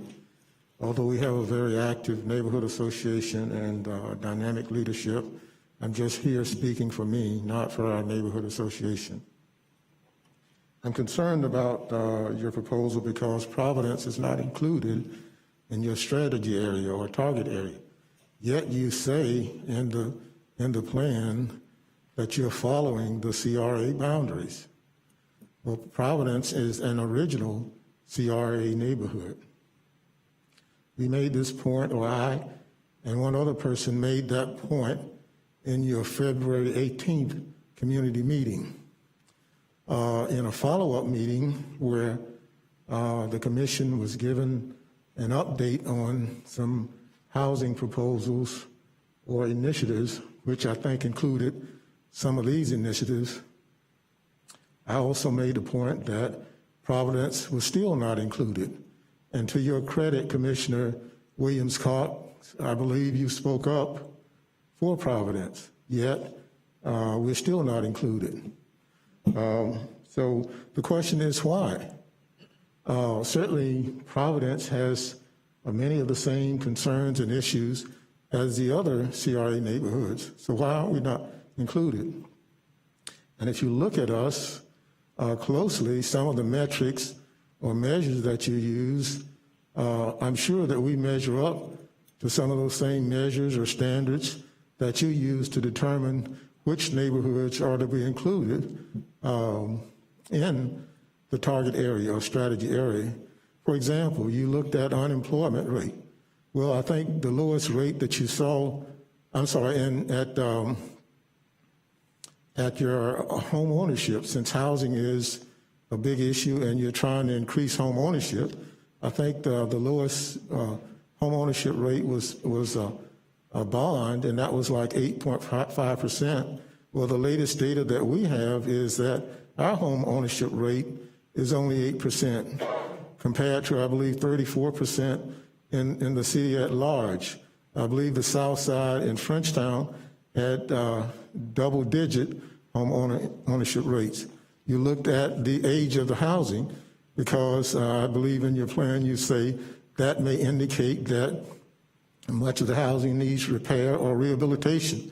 Well, most of our housing was built in the 1940s and 50s. If you're talking about basically single-family homes. You have 20 seconds remaining. Again, why are we not included when both we're an original neighborhood and CRA neighborhood, and we certainly likely meet some of the measures and criteria that you use? And then to determine who's going to be in that target area. But also one big issue with me, if you look at the map, it appears that you're including You're at 3 minutes. Well-appointed neighborhoods around FAMU. I mean, ask them to show you the map. And so if you're going to include those well-appointed neighborhoods whose residents likely have the income to support that type of neighborhood, why are you not including Providence? Yes, sir. That's my fundamental question. Thank you. Good. Thank you for your comments, and point well taken. We'll get to discussion in just a second. Do we have another? Yes, speaker? Mayor. Okay. We have Taylor Kita Biro, who is our only virtually connected speaker and the last speaker on this item. Taylor, are you with us? Yes, I am here. Can y'all hear me? Excellent. Yes, we can. Your name and address for the record, please. Thanks for joining us.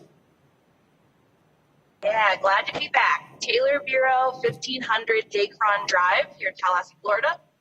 And I want to start by saying it's a beautiful plan. I think it's really comprehensive. I do believe Providence should be added as well. I agree with the gentleman that spoke before me because it is within the promise zone. But I'm here to say that there also needs to be an inclusion of LGBTQ populations. Within the 296-page document, LGBTQ people are mentioned only one time. And we heard from the LGBTQ task force that a number one concern was providing services for housing and homeless services for LGBTQ individuals. And I think that we need to consult with agencies in town that are doing this work and make an amendment to include more services for LGBTQ people, because there are currently none in Tallahassee. So that's what I wanted to add. Otherwise, chef's kiss to the plan. Just add LGBTQ. Excellent. Thank you. Any other comments, Mr. Clerk? No, sir.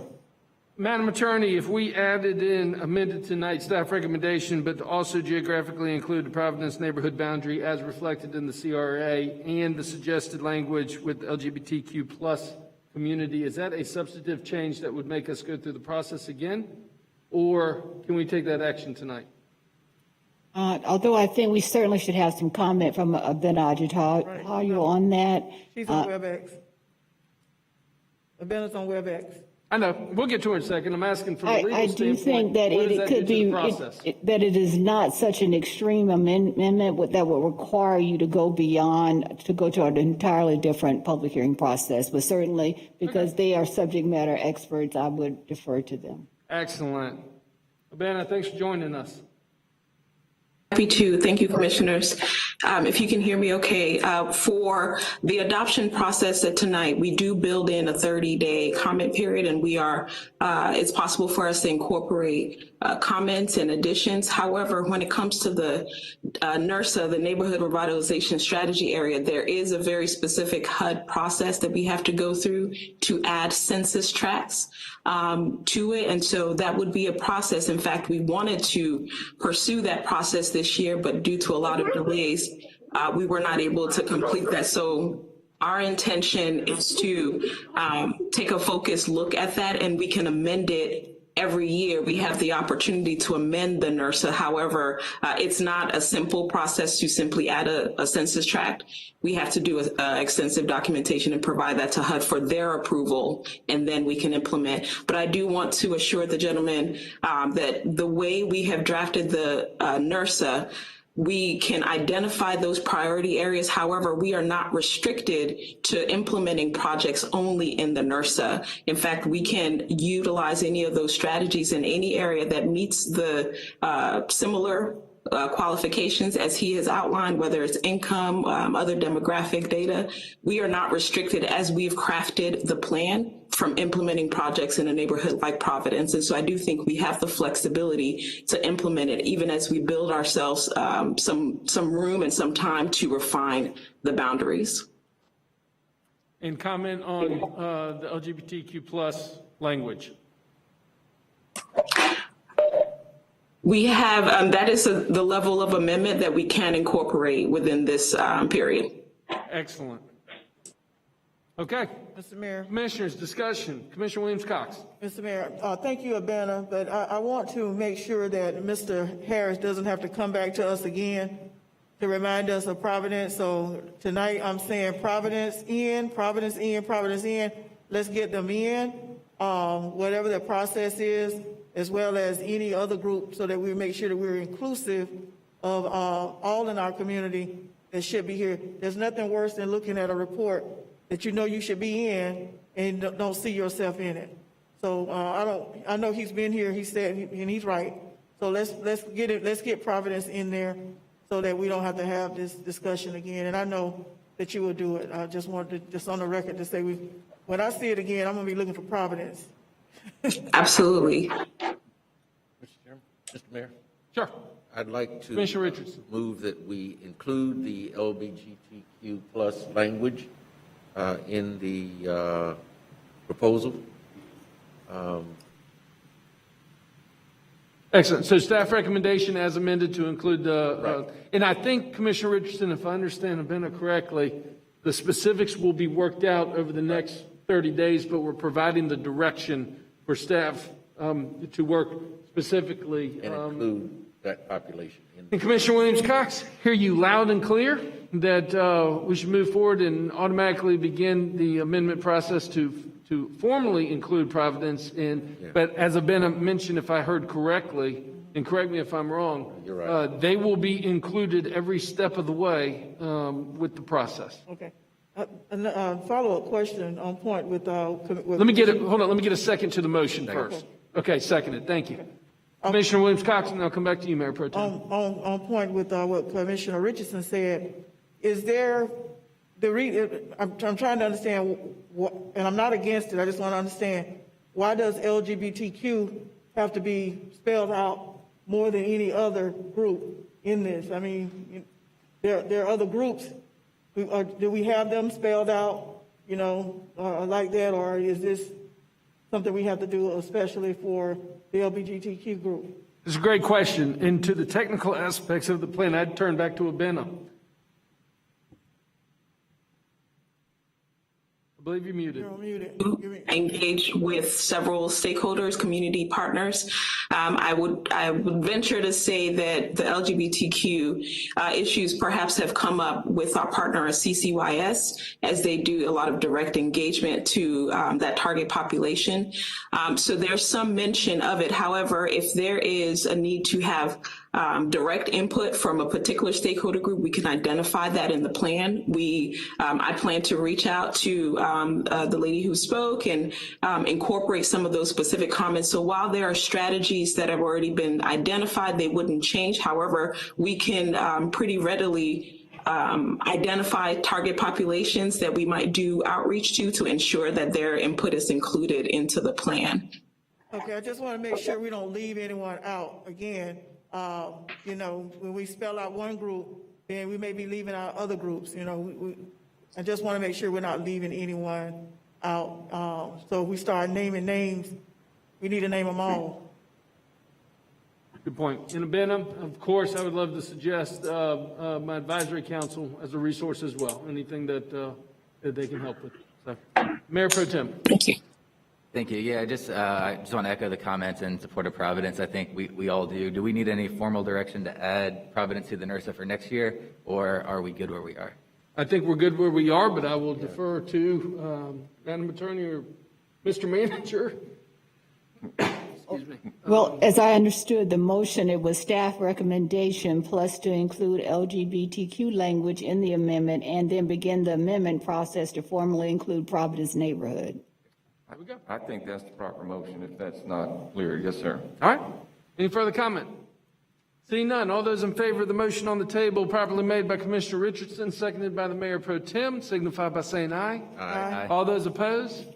Passes unanimously. Do we have anything else to come before us during the public hearing? Madam Attorney? Anything else before us? No more public hearings. That's All the right, end. sounds great. All right, so colleagues, we are done with the public hearing. It is 6:05. Why don't we plan on coming back at 6:40? That'll give us a nice little break real quick. We'll come back. We will have policy formation and direction. We have 6 items under policy formation and direction. Then we will go to unagended business speakers, and then we will go to city commission information and the sharing of ideas. We stand in recess.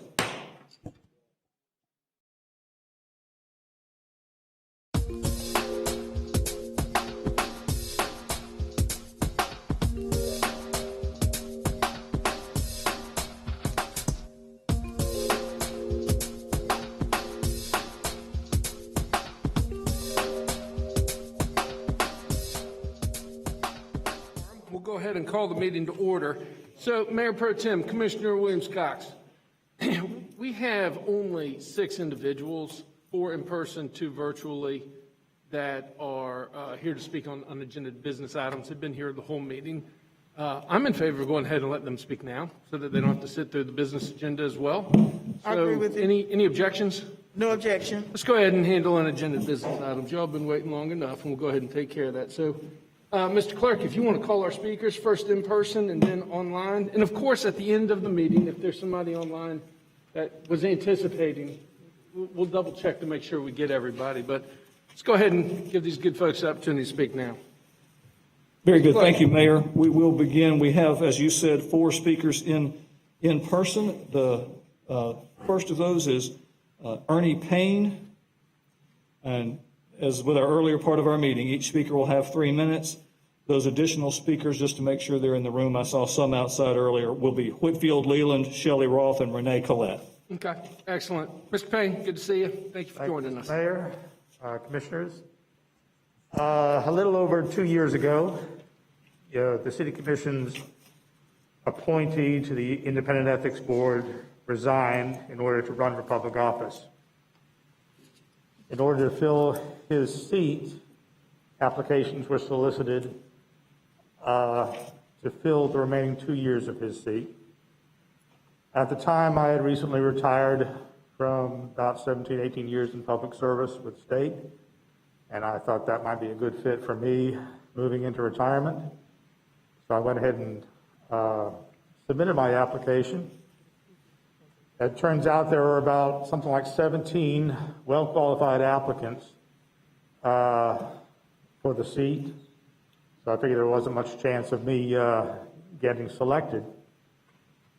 However, when the agenda item came up to make the appointment, I was much surprised that Commissioner Richardson made the initial motion to appoint me to the seat. That was followed by many positive comments by the rest of the commission at that time, and a unanimous vote appointing me. Thank you. In those 2 years, that first year I felt was very productive for the Independent Ethics Board, culminating in a extensive revision, proposed revision to the Ethics Code, which you all passed. Thank you. I thank City Attorneys Ms. Jackson and Tommy for that as well. The second year, this past year, has been a lot of challenges, like it has been for the rest of the world. But we've been able to move through that through the hard work of our newly appointed ethics officer, Mr. Dwight Floyd, which is I think the other big accomplishment in my 2 years on the board. Given all that, I'm here to humbly ask for reappointment to the Independent Ethics Board for my own 3-year term, starting in January. Thank you. Thank you. And thank you, Mr. Payne, for your service. We certainly do appreciate it. And Mr. Mayor, can I just comment on that? I think I was talking to Jim Cook about this, and sometimes we take applicants, but sometimes with like the audit committee or code board, if somebody's interested in a reappointment, we'll just go ahead and reappoint them. And I got the email earlier that we'd actually have a vacancy if we don't appoint before December 31st, and since we don't come back, I'm comfortable with. It's a thankless job to be on the ethics board. So if you'd like to continue, I'd be happy to make a motion to reappoint Ernie Payne. I would second that. Okay, we do have a motion and a second, but hold on, let me check, because Mr. Cook, are we in the middle of a process accepting applications for this position? Mr. Mayor, we have not opened that up for applications. I had thought we would not that we would do that, but not just yet. That way, we have found in the past that the holiday period of time doesn't always get the full attention of the citizens, and so I had thought we would open that up and bring that, and certainly with Mr. Payne eligible for reappointment, he would be among those names, and that we bring that back to you in January, but we have not advertised, announced, or anything of that sort. Excellent. Motion on the table for reappointment by the Mayor Pro Tem, second by Commissioner Richardson. Any further comment? Seeing none, all those in favor of the motion signify by saying aye. Aye. All those opposed? Passes unanimously, 5-0. Mr. Payne, carry on. Excellent. Our next speaker, Mr. Clerk. Next speaker is Whitfield Leland. Mr. Leland, thank you for joining us. He'll be followed by Shelley Roth. I'm sorry we didn't connect today. I called you twice, okay? They told me. Okay. My name is Whitfield Leland. I'm the Executive Director of the Community Roundtable. I reside at 754 West 7th Avenue, Tallahassee, Florida, 33203. I stand before y'all today. If everybody know that I work in the community, mostly in the black community. And when I talk, that's what I'm gonna talk about, the black community. And I find it very concerning that when it comes down to black people, black organizations trying to do things in the black community, we get the most roadblocks. It's a couple black organizations that have put in grants or loans for affordable housing, been denied for no apparent reason. And then when you go to look at who made these decisions, you got 4 white guys, 4 white people, and 1 black person. That's not equal around the board at all.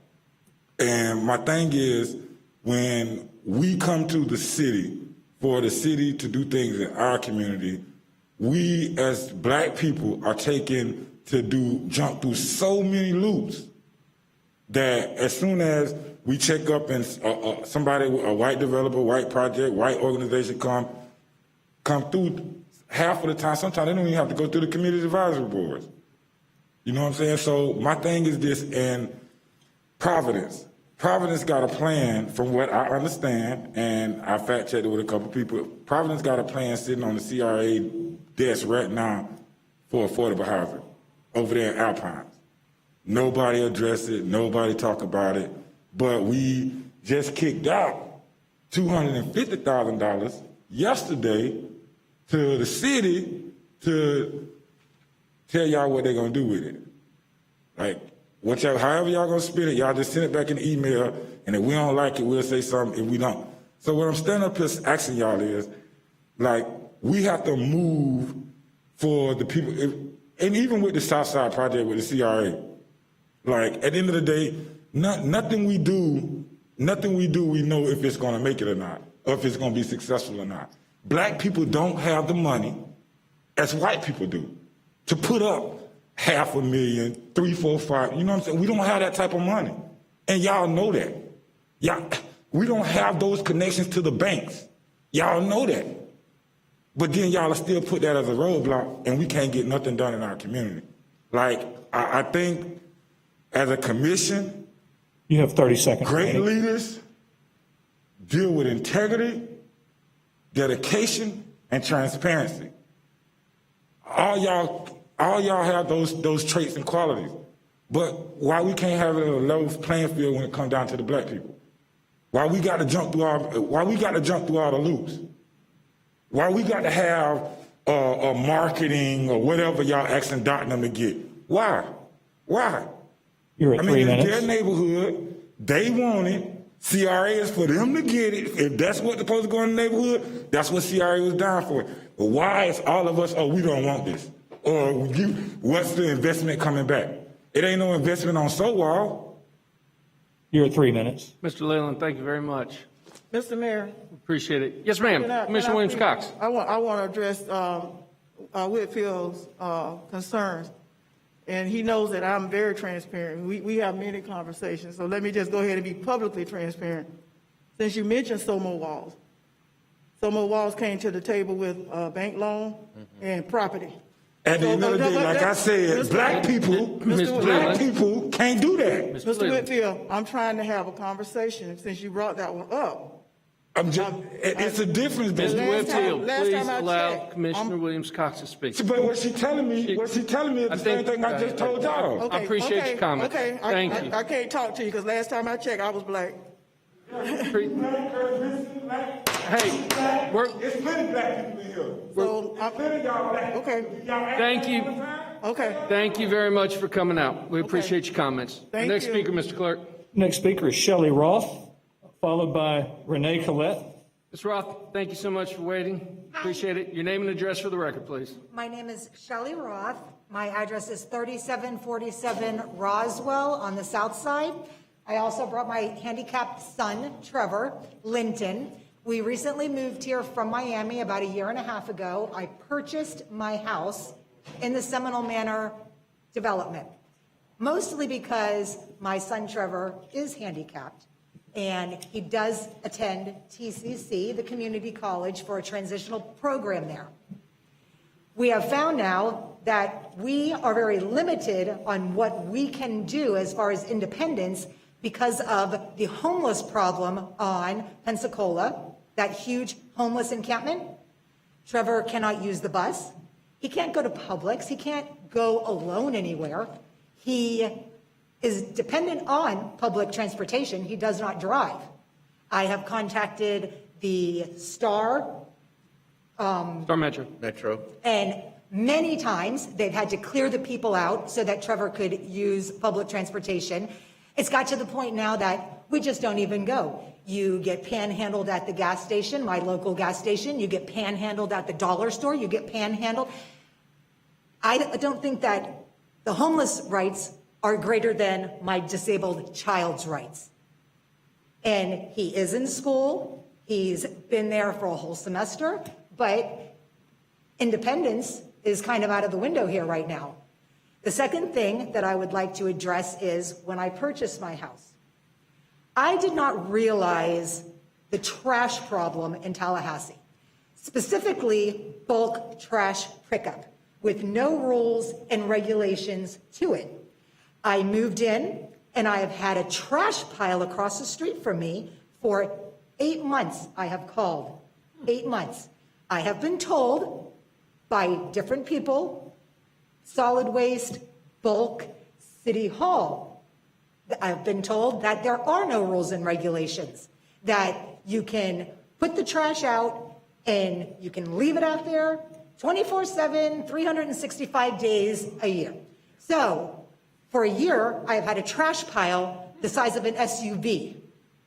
I've gotten no responses until Monday, when I happened to mention when I called once again that I was coming here. And then I got a phone call back from solid waste. And they You're tried at to 2.5 remedy minutes. a few things.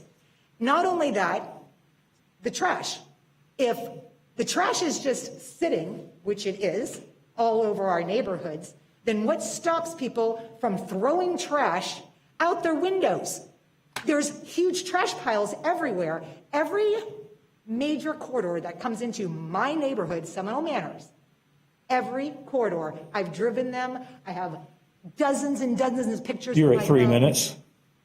Every road, Rankin, Orange, Roberts, Jackson Bluff, Eisenhower, every street is filthy. And I would like this to be put on your agenda. This is something that needs to be talked about and it needs to be worked out. I don't think that it's fair to anybody in our neighborhoods. I mean, I can send you all the pictures that you want where there's been a trash pile sitting there for months because there's no rules.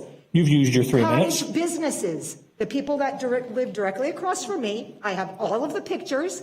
They pick through other people's trash piles that have just sit there. They bring it to the neighborhood, to their house. They sort through it and they put it out in the front. Therefore, I have all of the pictures. Mr. Roth, I'm going to ask And you. I don't know wrap how up this your is going to comments. pan out, but I mean, it's not a livable condition. Sure. So I don't know how we can continue this, but I would like to continue this. Sure. You Yes, said ma'am. that you have January. We would like to be here to maybe give you guys an opportunity to kind of look into this. And we'll come ma'am. back in January and we can talk about it then. And in the meantime, I need a safe place for my son. When I called the police yesterday because they were urinating Yes, on the ma'am. gas station. Yes, ma'am. I called the police and the police department non-emergency number told me yesterday that it is my responsibility to find out who owns the property to get those people to leave, that they have no resources and their hands were tied. That is unacceptable. My son is handicapped. He has rights too. Yes, ma'am. Thank you. I need you to wrap up your comments, please. Excuse me? If you could please wrap up your comments. No, I'm Rhonda. I was just going to say thank you Good. for listening to me. I greatly appreciate So- it. And we'll see you in January. Couple ideas. Ms. Cynthia Barber, who's the deputy city manager, is in the back of the room. Ms. Barber, if you wouldn't mind putting Ms. Roth in contact with Star Metro to maybe think creatively about some point-to-point contact transportation in the near term, I think that we could probably come up with some creative solutions. I'm here to tell you on behalf of City of Tallahassee, there are rules and regulations for bulk pickup. Cynthia, also, if you could get the address of, I couldn't see you, Reginald, thank you. But if you could please, Reginald, follow up on the address itself and see what we need to do, get it taken care of. Okay, our next speaker, Mr. Clerk. Next speaker is Renee Collette. Ms. Collette, thank you for joining us and thank you for waiting. Your name and address for the record, please. I tell you what, you can hand it right there to Mr. Clerk for the record. Sure.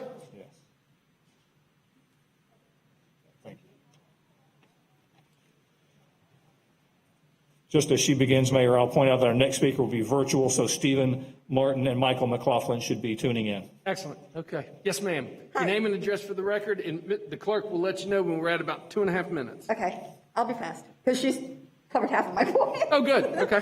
Okay, my name is Renee Collette. I live at 1702 Eisenhower Street. I have 5 houses between Seminole Manor and Mabry Manor. I'm here to talk about Mabry Manor mostly, but as I said, she's in Seminole Manor and she has the same problems. I just, for the record, gave a list of a whole bunch of addresses of violations Excellent. that need to be taken care of, that I have called risk management, code enforcement, traffic control, solid waste, city manager, city beautification, digitally, emailed the commissioners, and had to call the governor's office to get a toilet removed from the corner of Eisenhower and Tyson. They took the toilet, they left the mattresses. There's on Tyson, which is, I guess there's a lot of empty property because I know FSU owns some of it. City, I think, owns some of it. There's vacant lots. But coming down Eisenhower, I've had 3 traffic studies, and there's almost 4,000 cars that go through there every day. Surprised. They were surprised, too. I'm working on speed bumps with Mr. Todd, somebody. So that's taken care of. I mean, we've gone through the commission stuff and, I've gotten that taken care of because a car landed on my air conditioner unit from the speed. And there was also, next to my other house on Ridgeway, a car went through their front window. So speed is an issue around the school that I live by. Also, there is, I just wanted to say that, well, once you look through the list, it says basically we're talking mostly trash. There's code violations. There's a Section 8 house, I believe, that The kids from the elementary school are getting food on Fridays, like some type of a bring it home kind of thing for the weekend, and basically throwing it in front of my house every Friday. And I've gone to the school and talked to them about that. I mean, you're wasting money, just so you know, because I'm throwing it away because they're throwing it in my yard. And this is going on in, you know, I have a house at Ridgeway in the front of the school and one on the side of the school as well, and one on Boatner. So, I mean, the trash is crazy. It's especially bad on Eisenhower because there's so much traffic that just people throw out the window. People dump in front of the school rather than their own houses. I too have talked to City Hall. I've talked to the code enforcement man. He did tell me that there was code enforcement stuff, but you don't enforce the codes, that you don't give fines. You can make a lot of money enforcing some of this stuff because it needs to be enforced. You're at about 15 seconds. So, I mean, that's all I have to say. I would like to have it addressed. And I would be happy to come back with her with some more neighbors to talk about it. Excellent. Excellent. Thank you so much for coming out. I'm going to invite you as well to step outside with Ms. Barber, Deputy City Manager, and Reginald Fwani, who's Director of Solid Waste, so we can immediately get on what is existing. Okay. We also work for long-term solutions. I think they're just right outside in the Perfect. Thank you. atrium. Thank you for waiting. Certainly appreciate it. Our next speaker. Our remaining two speakers are connected virtually. The first of those two is Stephen Martin. Mr. Martin, welcome back. Your name and address for the record, please, sir.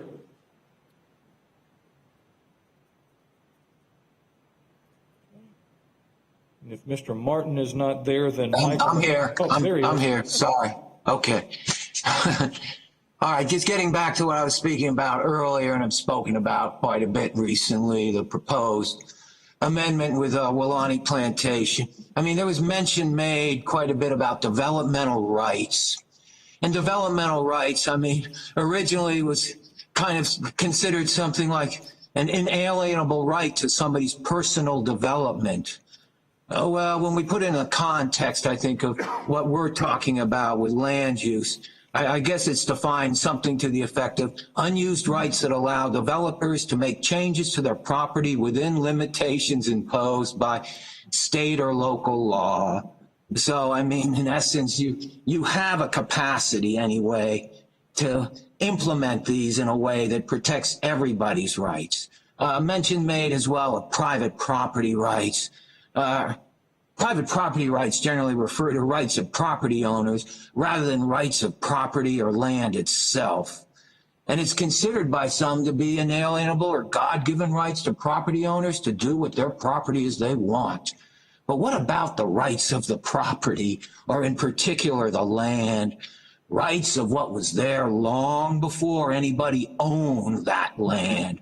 What about those rights? Don't they deserve some recognition? And where should the burden of proof lie? I'd like to think that what's legal is ethical. And I've studied, written about, and taught environmental ethics. Unfortunately, so much of what's environmentally legal is anything but environmentally ethical. Development can destroy as well as create value. It's easy to overlook what otherwise has been taken for granted before it's been developed. All too often, what's worthy of value isn't appreciated until it's lost and it's too late. As I've noted several times, so much of this comes down to core values. As I've also noted in 2011 public hearings in your chambers, a key spokesperson lobbyist for canopy development stated, "We want to protect God's gift," referring to the land.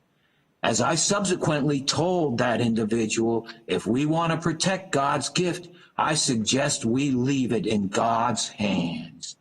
And I will leave it at that. Happy holidays. Thank you, Mr. Martin. Our next speaker, Mr. Clark. Next is Michael McLaughlin. Mr. McLaughlin, are you with us, sir? I do see the box on the screen. I am here. You can hear me? Mr. McLaughlin, we can barely hear you. Can you speak up just a little bit for us? And thanks for joining us. All right. Your name yeah, and address, please. I can speak louder. Yes, my name is Michael McLaughlin. I'm at 100 Cadiz Street. And I guess since I'm the last speaker here at the last City Commission meeting of the year, I'll take this time to kind of reflect on the stories that we've been telling in 2020. I know that here in Tallahassee, one of the big stories of this year has been an uprising of thousands of citizens demanding real change and accountability in how the Tallahassee police interact with civilians. Unfortunately, rather than listening to civilians' demands for radical change, this commission has responded with symbolic gestures only, such as the Black Lives Matter mural painted in the heart of gentrified Tallahassee, and the Citizens Police Review Board consisting of appointed members who hold almost no power. Now, to the commission, if you think this will placate the people, you are wrong. We saw your votes during last month's meeting in which you voted to increase the militarization of the TPD. This is not what the people need. Instead, we demand a democratically elected civilian police accountability council that has the ability to hire and dismiss the Tallahassee Police Department Chief of Police, right to determine and maintain final authority over TPD policy, and to coordinate with the Tallahassee City Commission for TPD budget oversight. As we look forward to 2021 and ask what stories we as a city will tell this coming year, I can assure you that the civilians of Tallahassee are not giving up our fight for a city that supports all Black lives.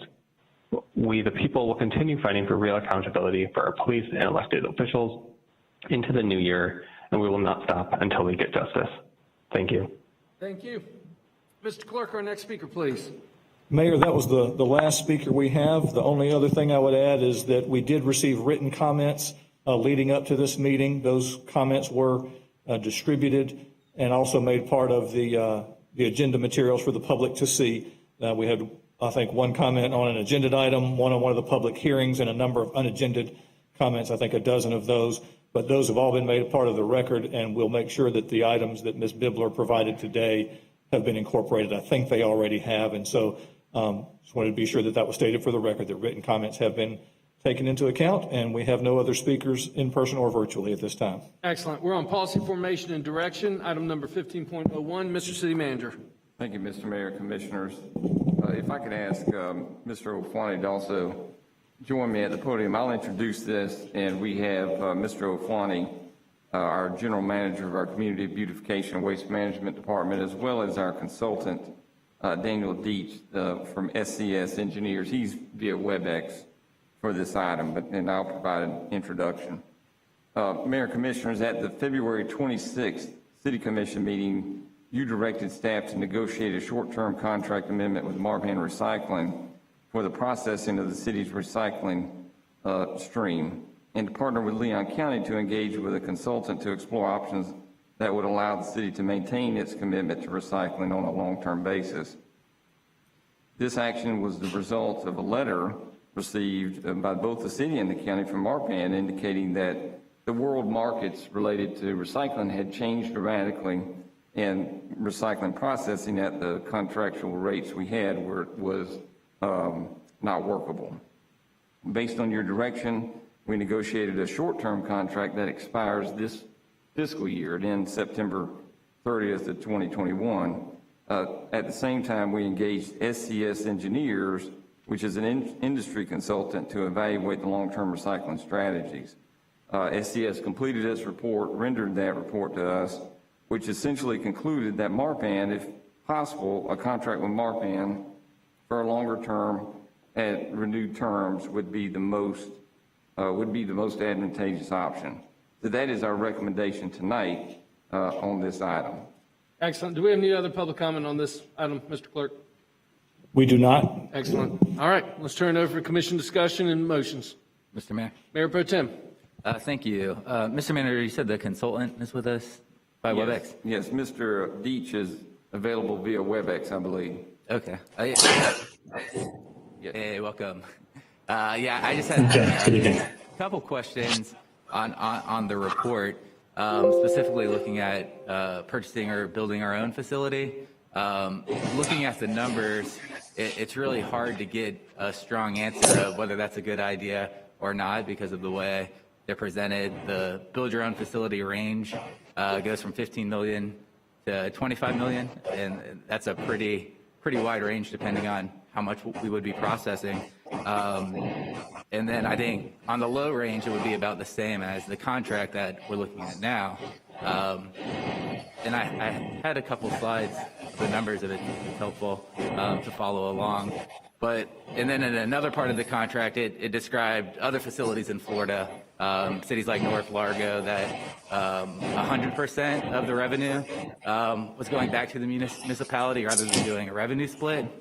But when we look at the cost calculation per tonnage, if we built our own facility, there's no inclusion of revenue at all. And I was wondering if that was an oversight, because it would seem if we built our own facility, it would include revenue. Thank you, Mr. Mayor, Commissioner. Appreciate the opportunity to participate in these discussions. It isn't an oversight. Really, it is a broad brushstroke look at that option. One of the greatest challenges that the city faces, even if the city partners with the county, is one of scale. The amount of recyclables that are currently generated and that are projected to be generated over the planning horizon is relatively small to construct a facility. So when we look at the analysis, we looked at capital costs, annual costs, and in terms of what the final package is, it really depends on how you develop a project, whether you operate it yourself, or hire somebody else to operate it. So what you see oftentimes in unit cost is what cost estimate is, but many jurisdictions utilize different strategies to try to balance risk.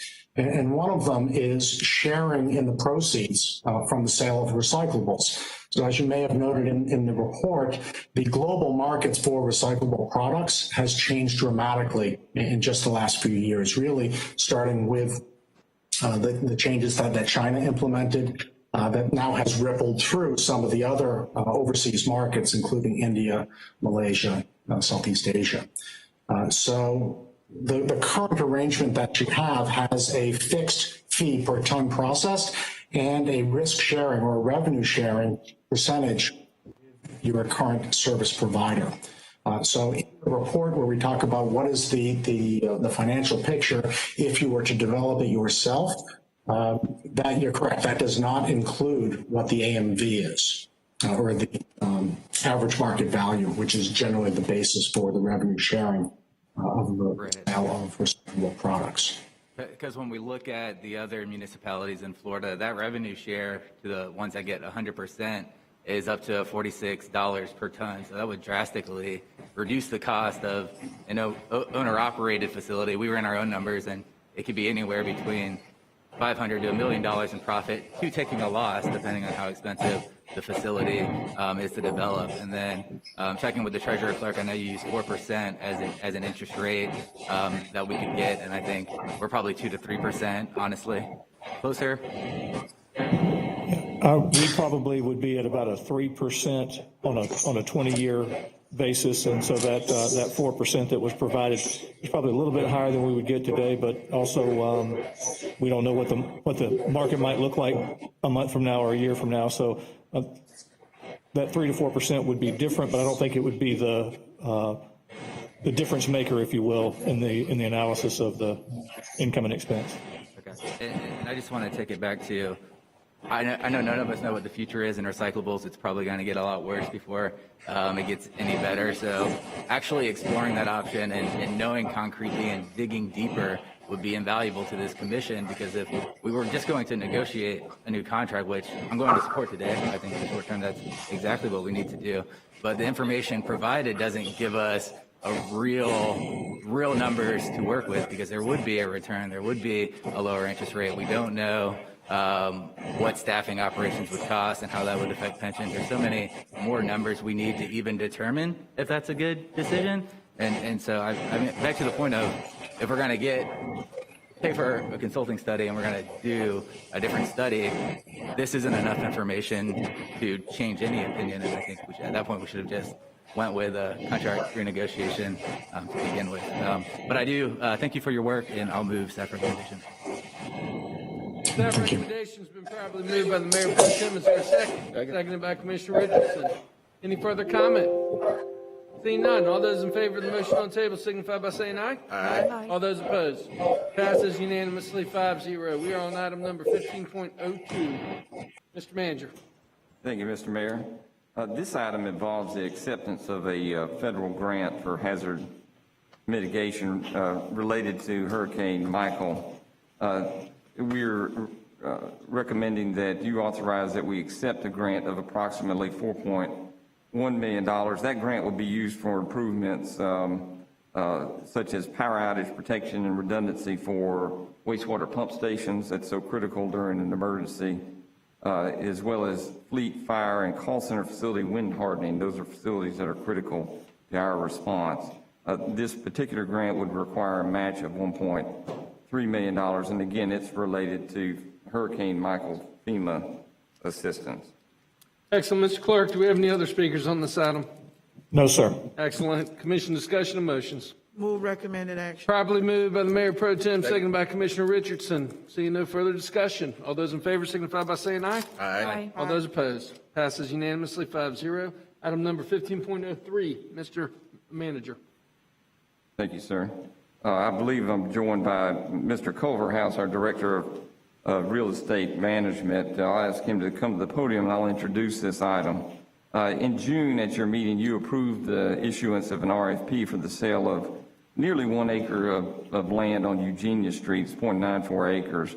That process has culminated in Summit Capital Partners submitted a proposal to purchase the city parcel. They intend to put multifamily development, which is an extension of multifamily operation they have already in that area.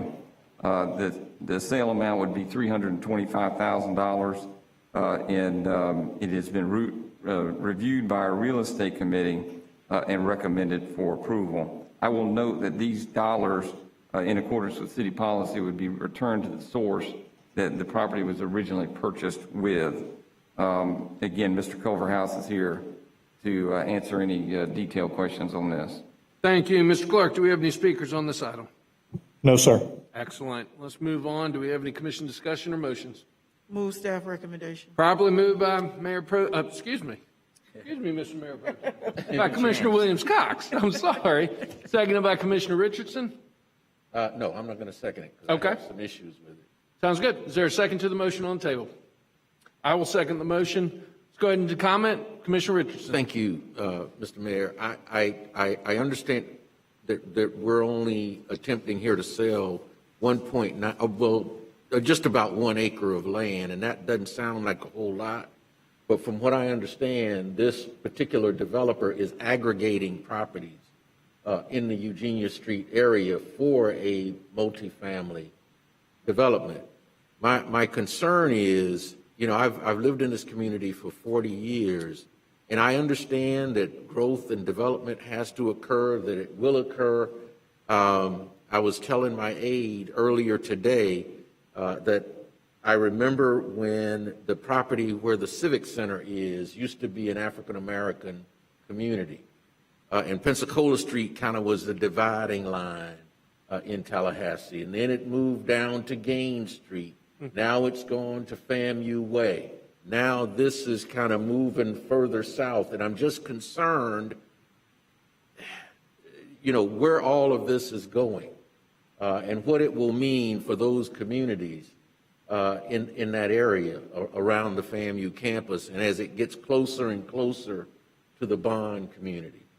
And that's pretty much where Eugenia Street is. And so that's the concern that I have, that you know, this is just 1 acre of property, but he's aggregating properties in that area for a multifamily development, and I'm just concerned about what that's going to portend for that area in the near and far term future. And so that's where my concern is with this.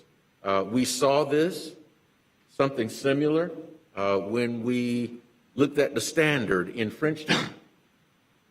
You know, that was private property, and the developer went in and they bought up all the property, private property in that block, and the city owned a strip along Macomb Street, which we eventually sold to the developers as well.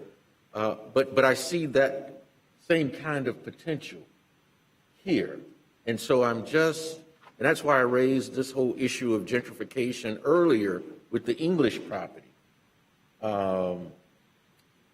I'm telling you guys, we have got to keep that first and foremost as we approve these developments, because it's happening, it's real.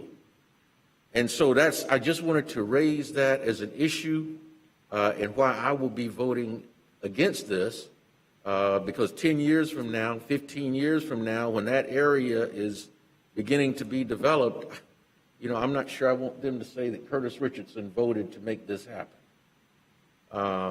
And so that's the issue that I have with this 1 acre parcel of property that we're selling, or it's being proposed that we sell to Summit Capital Partners. Point well taken. Mr. Mayor, if I may, and it's Commissioner Richardson and I discussed this as we prepared for the meeting, and what I'd like to do and add to this discussion, because I think the comments Commissioner Richardson made are so on point and consistent with what we understand the direction to be. In this process, and you'll recall we stood up a neighborhood group in our Parks and Recreation area that was focused on, clearing information with the neighbors. And it may not be, come out of Parks and Recreation, it may be any number of things, paving streets, sidewalks, any kind of what we thought would be relevant information to the area. John Baker heads up that group. You know Mr. Baker. He's on via WebEx, and he actually, a really good example, this was just at their own initiative. They shared this with the Bond neighborhood. That's the adjacent neighborhood. The footprint is not in Bond, but the adjacent neighborhood is the Bond neighborhood. He shared with them back some months ago, just to put it on their radar and see if they had concerns. They didn't have any concerns with this particular use. And then again, when the commission item came out, they shared it with them again, just to check in, because it's so appropriate what Commissioner Richardson's saying. And so he's here with us. I would love to have him comment on it, if you would like, Mr. Mayor, just to share the thoughts of the neighborhoods, because I think we'll feel more and more pressures like this. And that's the charge of the group, to try to find some balance. If there are things happening, can the neighborhood know and share their feedback? John, are you with us on WebEx? Can you hear me? Yes, sir. All right. Mayor, Commissioner, Mr. Manager, again, thank you for the opportunity to speak on behalf of this item. As the manager stated, back in June, we reached out to the leaders in the Bond community to give them a heads up that the city had issued an RFP for looking at the potential sale of this property. The folks that we talked with, none of them had any objection as to the use of the property. The area there is primarily multifamily. They did raise a concern, and that was respect to the proceed from the sale of the property. They felt that that should come back to the Greater Bond community to support its affordable housing objectives. And and that's still the concern. We did check back with the president today, and again, her concerns as of today was the proceed coming back to the neighborhood, as well as the neighborhood having an opportunity to work with the developer as they put together the development plan for this site. She wants to make certain that what they're doing, represent the community, and they have an opportunity to provide feedback into the design of the development. Thank you, Mr. Mayor. I wanted to make sure you heard from John, because the issue that Commissioner Richardson raises will only continue to be as we grow and expand, and really a charge of John's group is to do exactly that. If we can anticipate that things of interest in neighborhoods, we bring it to their attention and try to get their feedback. Thank you, sir. Excellent. Okay, Commissioner Richardson. I guess the other thing that I'm not sure of in terms of the development is the nature of the development, the multifamily housing that's being proposed. Is it, as we discussed the other day, is it low income? Is it affordable? Is it what we see on Gaines Street and some of the other areas? I mean, what is the nature of that development? Mr. Mayor. Or proposed development? Assistant City Manager Tedder has the best handle on that. I think he can describe it the best. Okay. Excellent. Yeah, so Mayor and Commissioners, the property proposal is to be a 1 and 2 bedroom student housing complex. If I could add to the conversation a little bit more, when we were underway with the FAMU Way design concept and we were reaching out to FAMU, their leadership and their board of directors, one of the things that they were doing at the time was performing a study with graduation rates of students who live on campus versus live off campus. One of the things they were encouraging at the time was development along this corridor for student housing to get them close to the university in hopes that it would boost the graduation rate of their students. So that's one of the reasons that's kind of consistent with the vision that has been painted along that corridor over time. Okay. Mr. Mayor? Oh, yes, sir. I am much more comfortable with what I've heard. I had not gotten all of those details before tonight. I know that is an issue with FAMU. I've got a niece and nephew that attend FAMU now, and I know that has been some of the conversation, and that's why the president pushed to have the new housing, the villages, constructed there at FAMU. And so I know that that is an issue and that we have reached out to the neighborhood association leaders. I had not heard that in that detail before tonight. So I do feel more comfortable with it, that it's not some upscale development that will be unaffordable for the people in the area, that it is addressing a need in that area, and particularly for the FAMU campus in terms of student housing. So I'm much more comfortable with it at this point. Good. Commissioner Williams-Cox. I just wanted to add that I am very comfortable with it because I know that for years, FAMU has been looking at around campus and had embraced development of student housing in the area because as we see what's happening with HBCUs around the country, enrollment is going to be it is going up and will continue to go up. And being able to, for FAMU to be able to house all of those students on campus may be a challenge. So having that housing, and I think they already have some student housing around Eugenia already. Yes. So I was very comfortable with that because I know that they've been there for years and I've not heard anything bad about them. So that's why I was comfortable in making the motion, knowing that the need is there. And as a matter of fact, FAMU is building more dorms on the south end of campus in that gravel lot that we used to park in, so they're trying to keep up with demand. So this was just help with what we see happening with the booming of enrollment at HBCUs. Excellent. Any further comment, Mayor Pro Tem? I'm good. Thank you, and thank you for raising that issue. I agree with the standard. When the standard happened, people thought this is way out of scale for our residential neighborhood that we want to preserve. I do agree that there's other apartment complexes along Eugenia, but I think the concern is as it goes from Gaines Street, then it goes to Eugenia. Yeah. At what point does it go to bond if somebody starts buying up single family lots, and what protections do we have? You know, we talk a lot about incremental development, and maybe you should only be able to go to the next density, a duplex or a quad, so one project can't come in and pretty much lay a landmark. The whole neighborhood's going to become this. So could you speak to that as far as protections to bond, moving from Gaines Street towards bond? Is there a line in our zoning? Like, what's the protections for the neighborhood? Yeah, absolutely. And Mr. Mayor, if before he does that, if I could point, not just bond, we have other areas of town that, you know, we want to protect from gentrification as well. So we can't just look at one neighborhood because we know that there's been buy up of property on South Side and South City area, anticipating what the development that did not happen. So if we're going to look at protections for one neighborhood, if there is such a thing as protections, because, you know, people buy, it's a free country, capitalistic country, people buy what they want to buy if they can afford it.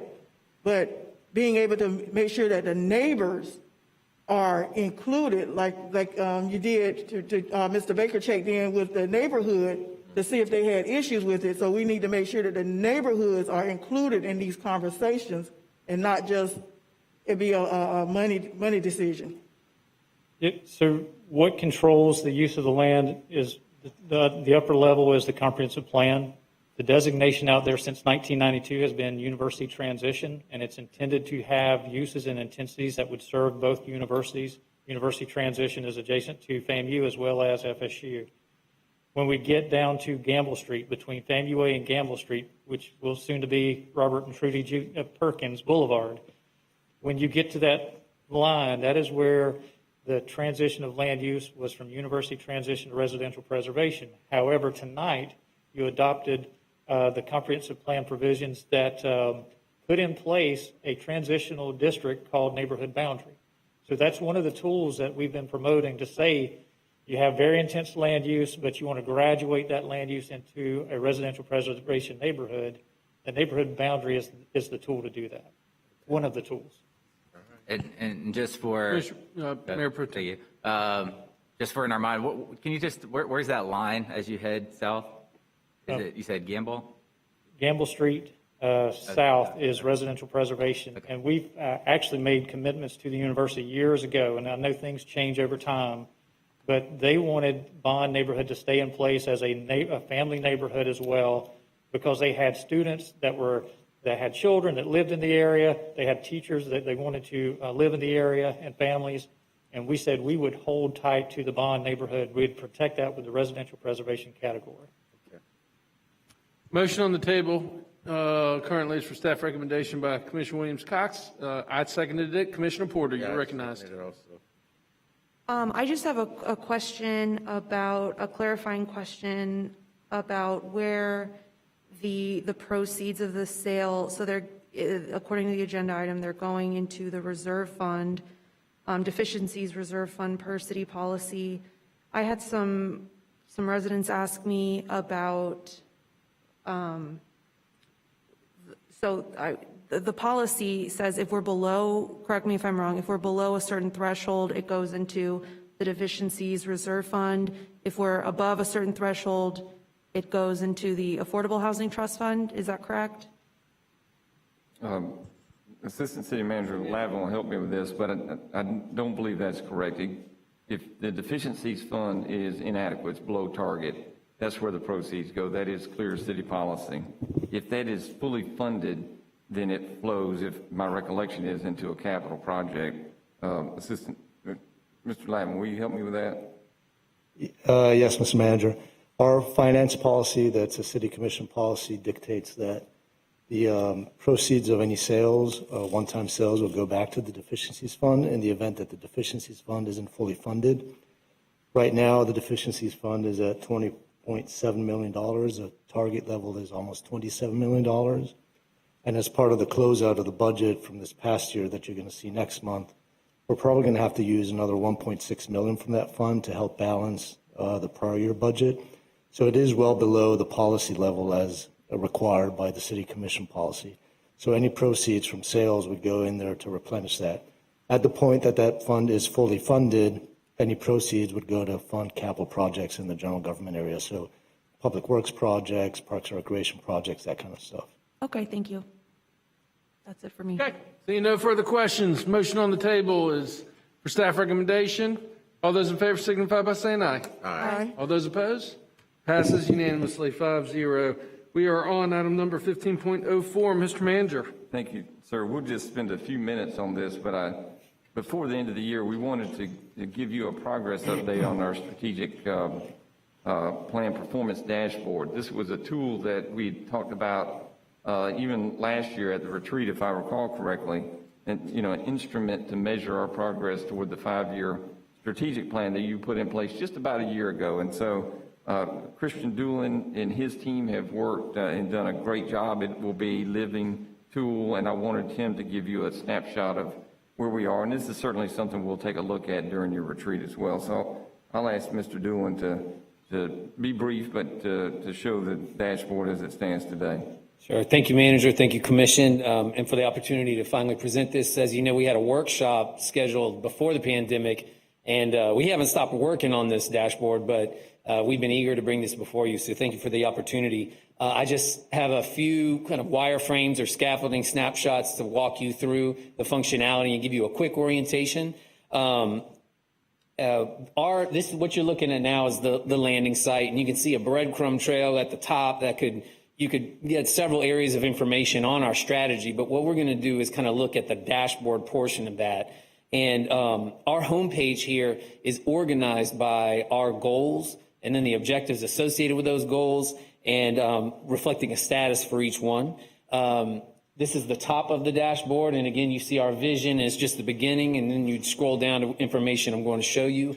If you've had a chance to look, you're going to see this icon here on the right that we're very proud of. Another thing we've been doing this year is we put ourselves through an accreditation process with the International City Manager Association, ICMA, and we are one of 16 cities in the nation to receive a designation and achievement in performance management. And what does that mean? That means we are, by their definition, collecting and verifying data reliably. We are training our staff on performance management, and we're also reporting data to the public transparently across multiple vehicles. As you move down, this is just one example, but as you scroll down, you'll see different goal areas like I mentioned. Here's quality of life. Right underneath, you'll see where you can click to get to a unique dashboard for each one of our goal areas. Here, you'd also see the status. Is it on track? Are we monitoring it? And this data is being updated live. This is a living document. It's available to the public at all times. As we receive data from our departments, we put it up. My team puts it up. The manager acknowledged my team. I'd really like to acknowledge the almost 100 different staff members, because if you think about each department owns some of these targets, and there's multiple folks in each department working on this. So what you're looking at really is an effort of about almost 100 people. As you scroll down, or as you would click on a certain target area, now you're in a new dashboard, and for quality of life, again, states the goal, kind of recaps the high level, and then as you scroll down, you'll see the targets, the metrics that are in each area, and the targets that have been established in the plan. As you know, we have 8 goals, 27 objectives, 133 different metrics that we are trying to meet to assure we meet the vision that you approved a year ago. Right after that, you'll see what we're calling tiles represent the measures.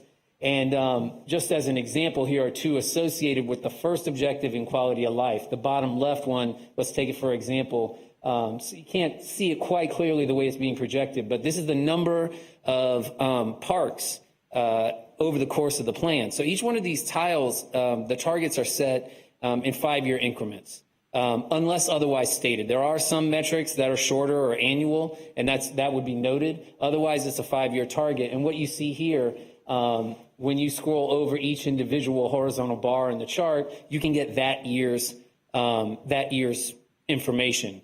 We've highlighted the latest year, 1920, and we are at 90 parks. If you could see the bars from the way it's being projected, but if you are online, you would see we've been at 88 for several years. That means we have increased 2 parks over the year.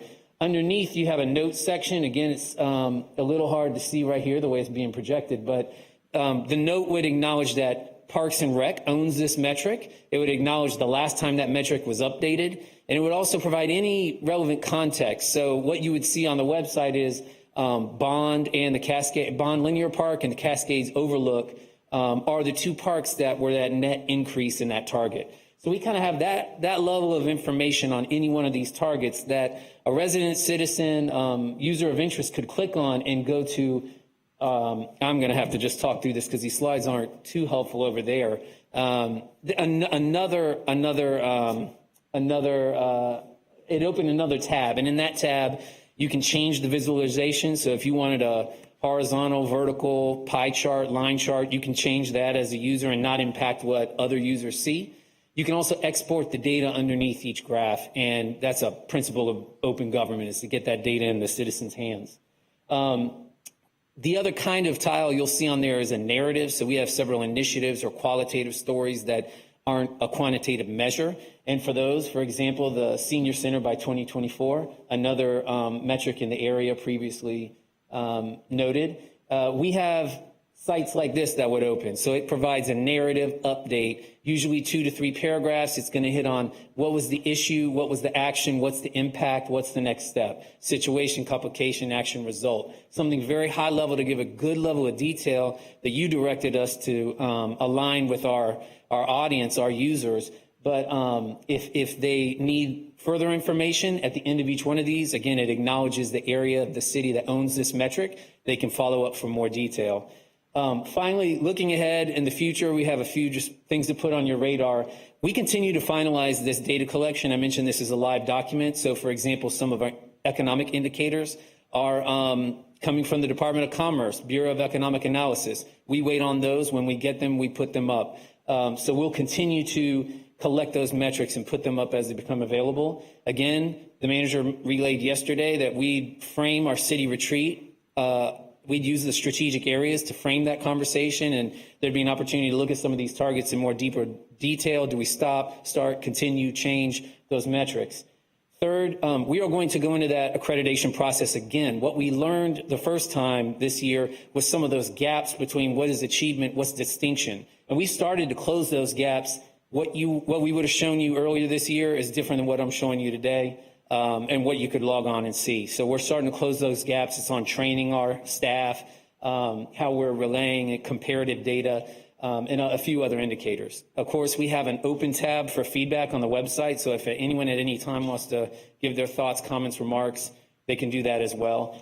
Very glad to be able to present this to you. Again, it's been online for a few weeks now, and happy to take any questions or comments. Thank you, Christian. Certainly appreciate it. Keep up the great work. The recommended action is simply to accept the agenda item. Mr. Clerk, do we have any public comment on this item by chance? No, sir. Okay, let's open it up for commission discussion and motions. Move staff recommendation. Second. Properly moved by the Mayor Pro Tem, seconded by Commissioner Williams-Cox. Seeing no further comment, all those in favor signify by saying aye. Aye. All those opposed? Passes unanimously, 5-0. Item number 15.05. Mr. Clerk. Thank you, Mayor. Item 1505 is the review of City Commission Policy 200, Claims Settlement Policy. It was last reviewed about 5 years ago, so it's time for a sunset review. The vast majority of it remains unchanged. The one change is that it would adjust the settlement authority for the risk manager from $25,000 to $50,000 for the workers' compensation claims. That brings that into line with the risk manager's authority for other types of general liability and other things that we have. So with that one change, it's before you for approval on this sunset review. Excellent. Do we have any public comment on this item? No, sir. Excellent. Let's turn to commission discussion and motions. I'm sorry? Move staff recommendation. Yes, sir. Commissioner Richardson properly has moved staff recommendation, seconded by Commissioner Williams-Cox. Seeing no further comment, all those in favor signify by saying aye. Aye. All those opposed? Excuse me, passes unanimously. We are on item number 15.06, Madam City Attorney. I will be recusing myself since this is a personal reimbursement, passing the gavel to the Mayor Pro Tem, and I'm exiting the chambers.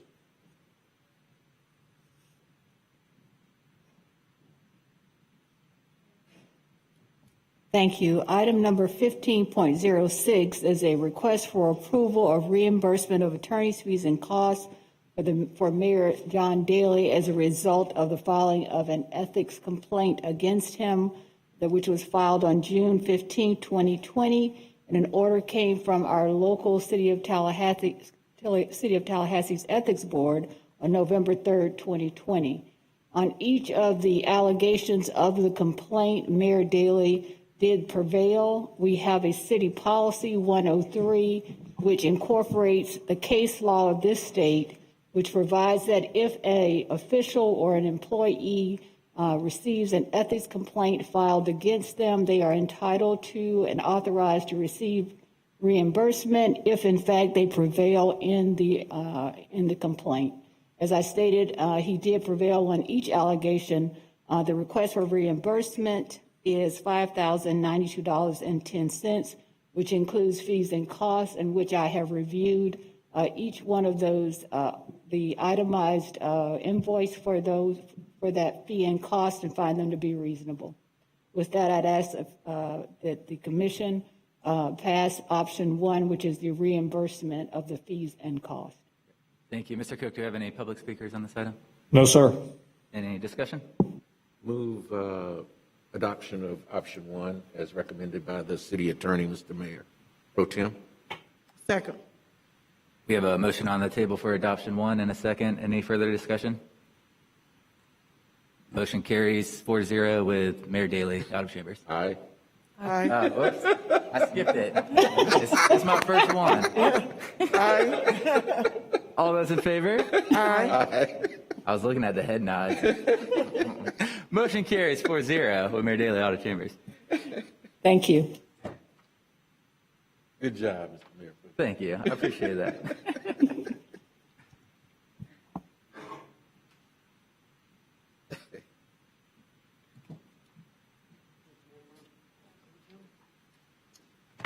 Mr. Manager, do we have anything else to come before us before policy formation? No, sir, that concludes your policy. Do we have any other business to come before the City of Tallahassee at this time?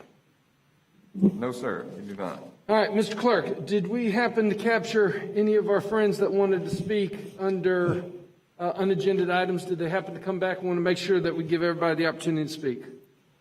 Mayor, we only had 2 on unagended, and we got both of them, so we have heard from everyone that we're aware of at this time, so no further speakers. I'll open it up one more time for the chambers if there's anybody here that wanted to speak on an unagended item. Okay, seeing none, let's move on to the sharing of ideas. Commissioner Porter, we'll start with you and just work our way down. Well, I mostly just wanted to thank staff. You know, as you know, this is my first official city commission meeting. I've been going through orientations. I wanted to thank you for the warm welcome that I've received. And I wanted to introduce my aide, Chris Dellis, who's in the room, and just thank you all for all of your support. I only have one question. Mr. City Manager, when should we expect the agenda for the retreat? You know, if we were to give you materials for consideration, you know, what's kind of your internal deadline for that? Let me work backwards. I'm just going to go from the top of my head. The retreat is somewhere around mid-January. The 13th is in my mind. Forgive me if that's not right. So we'll issue that material a week in advance of that meeting. That would be typical, and that would be in accordance with policy. So we would send it to you with all of the backup and written documentation. And between now and then, that's obviously what staff's doing to prepare it. It will be framed in the strategic priority areas lay it out. And I believe we do have a location. I'm not sure we've talked about that, but we've identified a location, a city facility. It's a relatively nondescript building, but it's a utility building that's been built for our storm readiness. It's a big footprint, and it's airy, and it's open. I think we can do it very COVID safely. But the materials will be a week in advance of the meeting. Okay, thank you. Commissioner Diane Williams-Cox. Thank you, and it's been a pleasure sitting next to you today. I wanted to draw attention to the fact that our Rickards High School football team is the only team in the area still in the championship. And I have a great affinity to Rickards High School. I cut my community engagement teeth there many years, and I have 2 sons who graduated from there, both who played on the football team. In fact, the football coach was a lineman with my first son, and so I feel a great allegiance to Rickards football, and I let the coach know how proud I am of him, Quentin Lewis, and his team. So we're going to keep cheering them on. They win this week. As you know, all championship games, all Florida championship games will be played here in Tallahassee from across the state. They will be at Doak Campbell. So I'm hoping that we're praying that Rickards will be in that mix. I also wanted to applaud our staff in Angela Hendricks, city manager, and the deputy city manager, and Ashley. We are having a parade, Martin Luther King Day parade. You know, we talked about this early in the year, and I know you're saying in COVID we're going to have a parade. Because our staff is so creative and so professional, they have looked across the country and come up with a way to do this in a very COVID-conscious way. And we are very excited about it. We will be working in collaboration with the NAACP like we have in the past, and they are excited about it as well. So mark your calendars, join us, and it's going to be, you'll be getting more details about it. But I just wanted you to put that on your calendar. This will be our first annual, let me go ahead and put it out there, first annual Martin Luther King Day parade. So I'm really excited about it. And I had hoped to be on my way to D.C. for a very special inauguration, but it's looking like it's going to be more virtual than in person. So I'm figuring that out, but I'll be here for the parade. So thank you all for making this happen. Commissioner Richardson. Thank you, Mr. Mayor. Just a couple of things, and you may want to actually give the details on this if you hadn't already planned to. The coat donation that you're doing, that the city is doing in cooperation with South City. You want to handle that? No, go ahead. Well, you have all the details, so I'll let you The handle it. city manager helped me out. So it started off as an internal coat drive with South City Foundation, and it turned out to be so successful, we decided to open it up to the entire community. And we're encouraging everybody to bring new or gently used hats, mittens, and coats. We have several drop-off locations around the city. Yeah, actually, thanks for the reminder, Curtis. Okay. That's great. I'm always reminded when I come in the building, there's a box right there by the Yes, sir. elevators in the parking lot. Yeah. So that's what always brings it to mind. Absolutely. There's our I will be chairperson. making a donation. I've got some. There's our chairperson. Oh, okay. Yeah. Big thanks to Assistant City Manager Tedder. He volunteered to do this. All right. He jumped on it. You know, sometimes you put something out to be voluntold. It doesn't work that way around here. He jumped right on it, and seriously, and I appreciate him leading our charge because our employees, you know, they're very generous and just part of the whole effort. And then the only other thing that I had, did you have something you wanted to say? Well, I'm just saying that we've got some good results already. One of the locations called us this morning and said their box was already full and to come Great. back and bring back another box. So they were running very strong. Just encourage any of you, if you need a box, you want a box, get a hold of me. We'll make sure you get a box. Thank you, Wayne. Thank The you. only other thing I had, Mr. Mayor, was just a question about the Southwood Park, Mr. City Manager, and what the status of that is. I've had several questions about it. I was there maybe a couple of days ago. My daughter runs through Southwood, and I noticed that there hadn't been much, if any, progress made on it at this point. Commissioner, let me get that information to y'all. I know Ashley had updated me recently. It kind of had stumbles along the way, but it's certainly still in full force, and I think it's going to be a great park. I'll be happy to send you something this week, send you all something with an update, if that's All right. okay. Thank you, Mr. City Manager. That's it for me, Mr. Mayor. Thank Mr. Mayor Pro Tem. Thank you. First, I would want to welcome Commissioner Porter to the dais. I don't think we've ever got to formally welcome you here. So I know you ran a campaign that was really focused on bringing people together, and you've transitioned that into government and started asking questions, and it's great to have you here. Secondly, I think since our class got elected, this is the second Winterfest we're not able to have due to rain and now due to COVID. I don't know if we cursed it, but we are still in the festive mood and celebrating the holidays the best we can. And lastly, just because it is the last meeting before the retreat, I would just, and I'll talk with you a little bit about it, City Manager, but I was wondering if we could incorporate some of our neighborhood groups and community groups that want to be involved. I know we were contacted by the Capital City and the Big Bend Chamber to bring the minority business aspect to the retreat, and I've also been contacted by some youth activists around climate change who would like to participate, and I'd love to just connect you with them as we move forward. That's all I got. Excellent. Commissioner Porter, welcome to the family. Thank you. Absolutely. I think. I cannot believe that this is the last meeting of the City Commission of 2020, and what a hell of a year it's been. What a year. That is for sure. But you know what? We came out strong, and we're going to move forward, and we're going to be stronger in 2021 as well. I wish everybody a happy Hanukkah and a Merry Christmas and a happy holiday season, and be safe. And Happy Kwanzaa, too. now. happy Kwanzaa. Yeah. I am All of them. definitely going to take some personal time to reflect on this year and how we can move forward and count my blessings. Very thankful to staff, everything that y'all do. I truly believe we live in the best city in the world. Yes. And y'all do an amazing job. And your teams do an amazing job as well. On one policy note, you know I've been mentioning this ever since I got elected, Mr. Manager. I agree with the young lady that did testify earlier tonight. I think we got too much trash on the ground in Tallahassee. Yeah, I've been a thorn in your side on this one, and I do think that we should have a serious conversation about, beautification, how we can move forward, how we can do a massive cleanup, but at the same time, how do we continue to keep our streets clean as well? And so, let's get creative with some ideas and think about it over the holidays, and maybe it's something that we can begin talking about in the new year. With that, and with no other business before us, everybody be safe. Have a happy new year. We'll see you in January 2021. We're adjourned. Absolutely.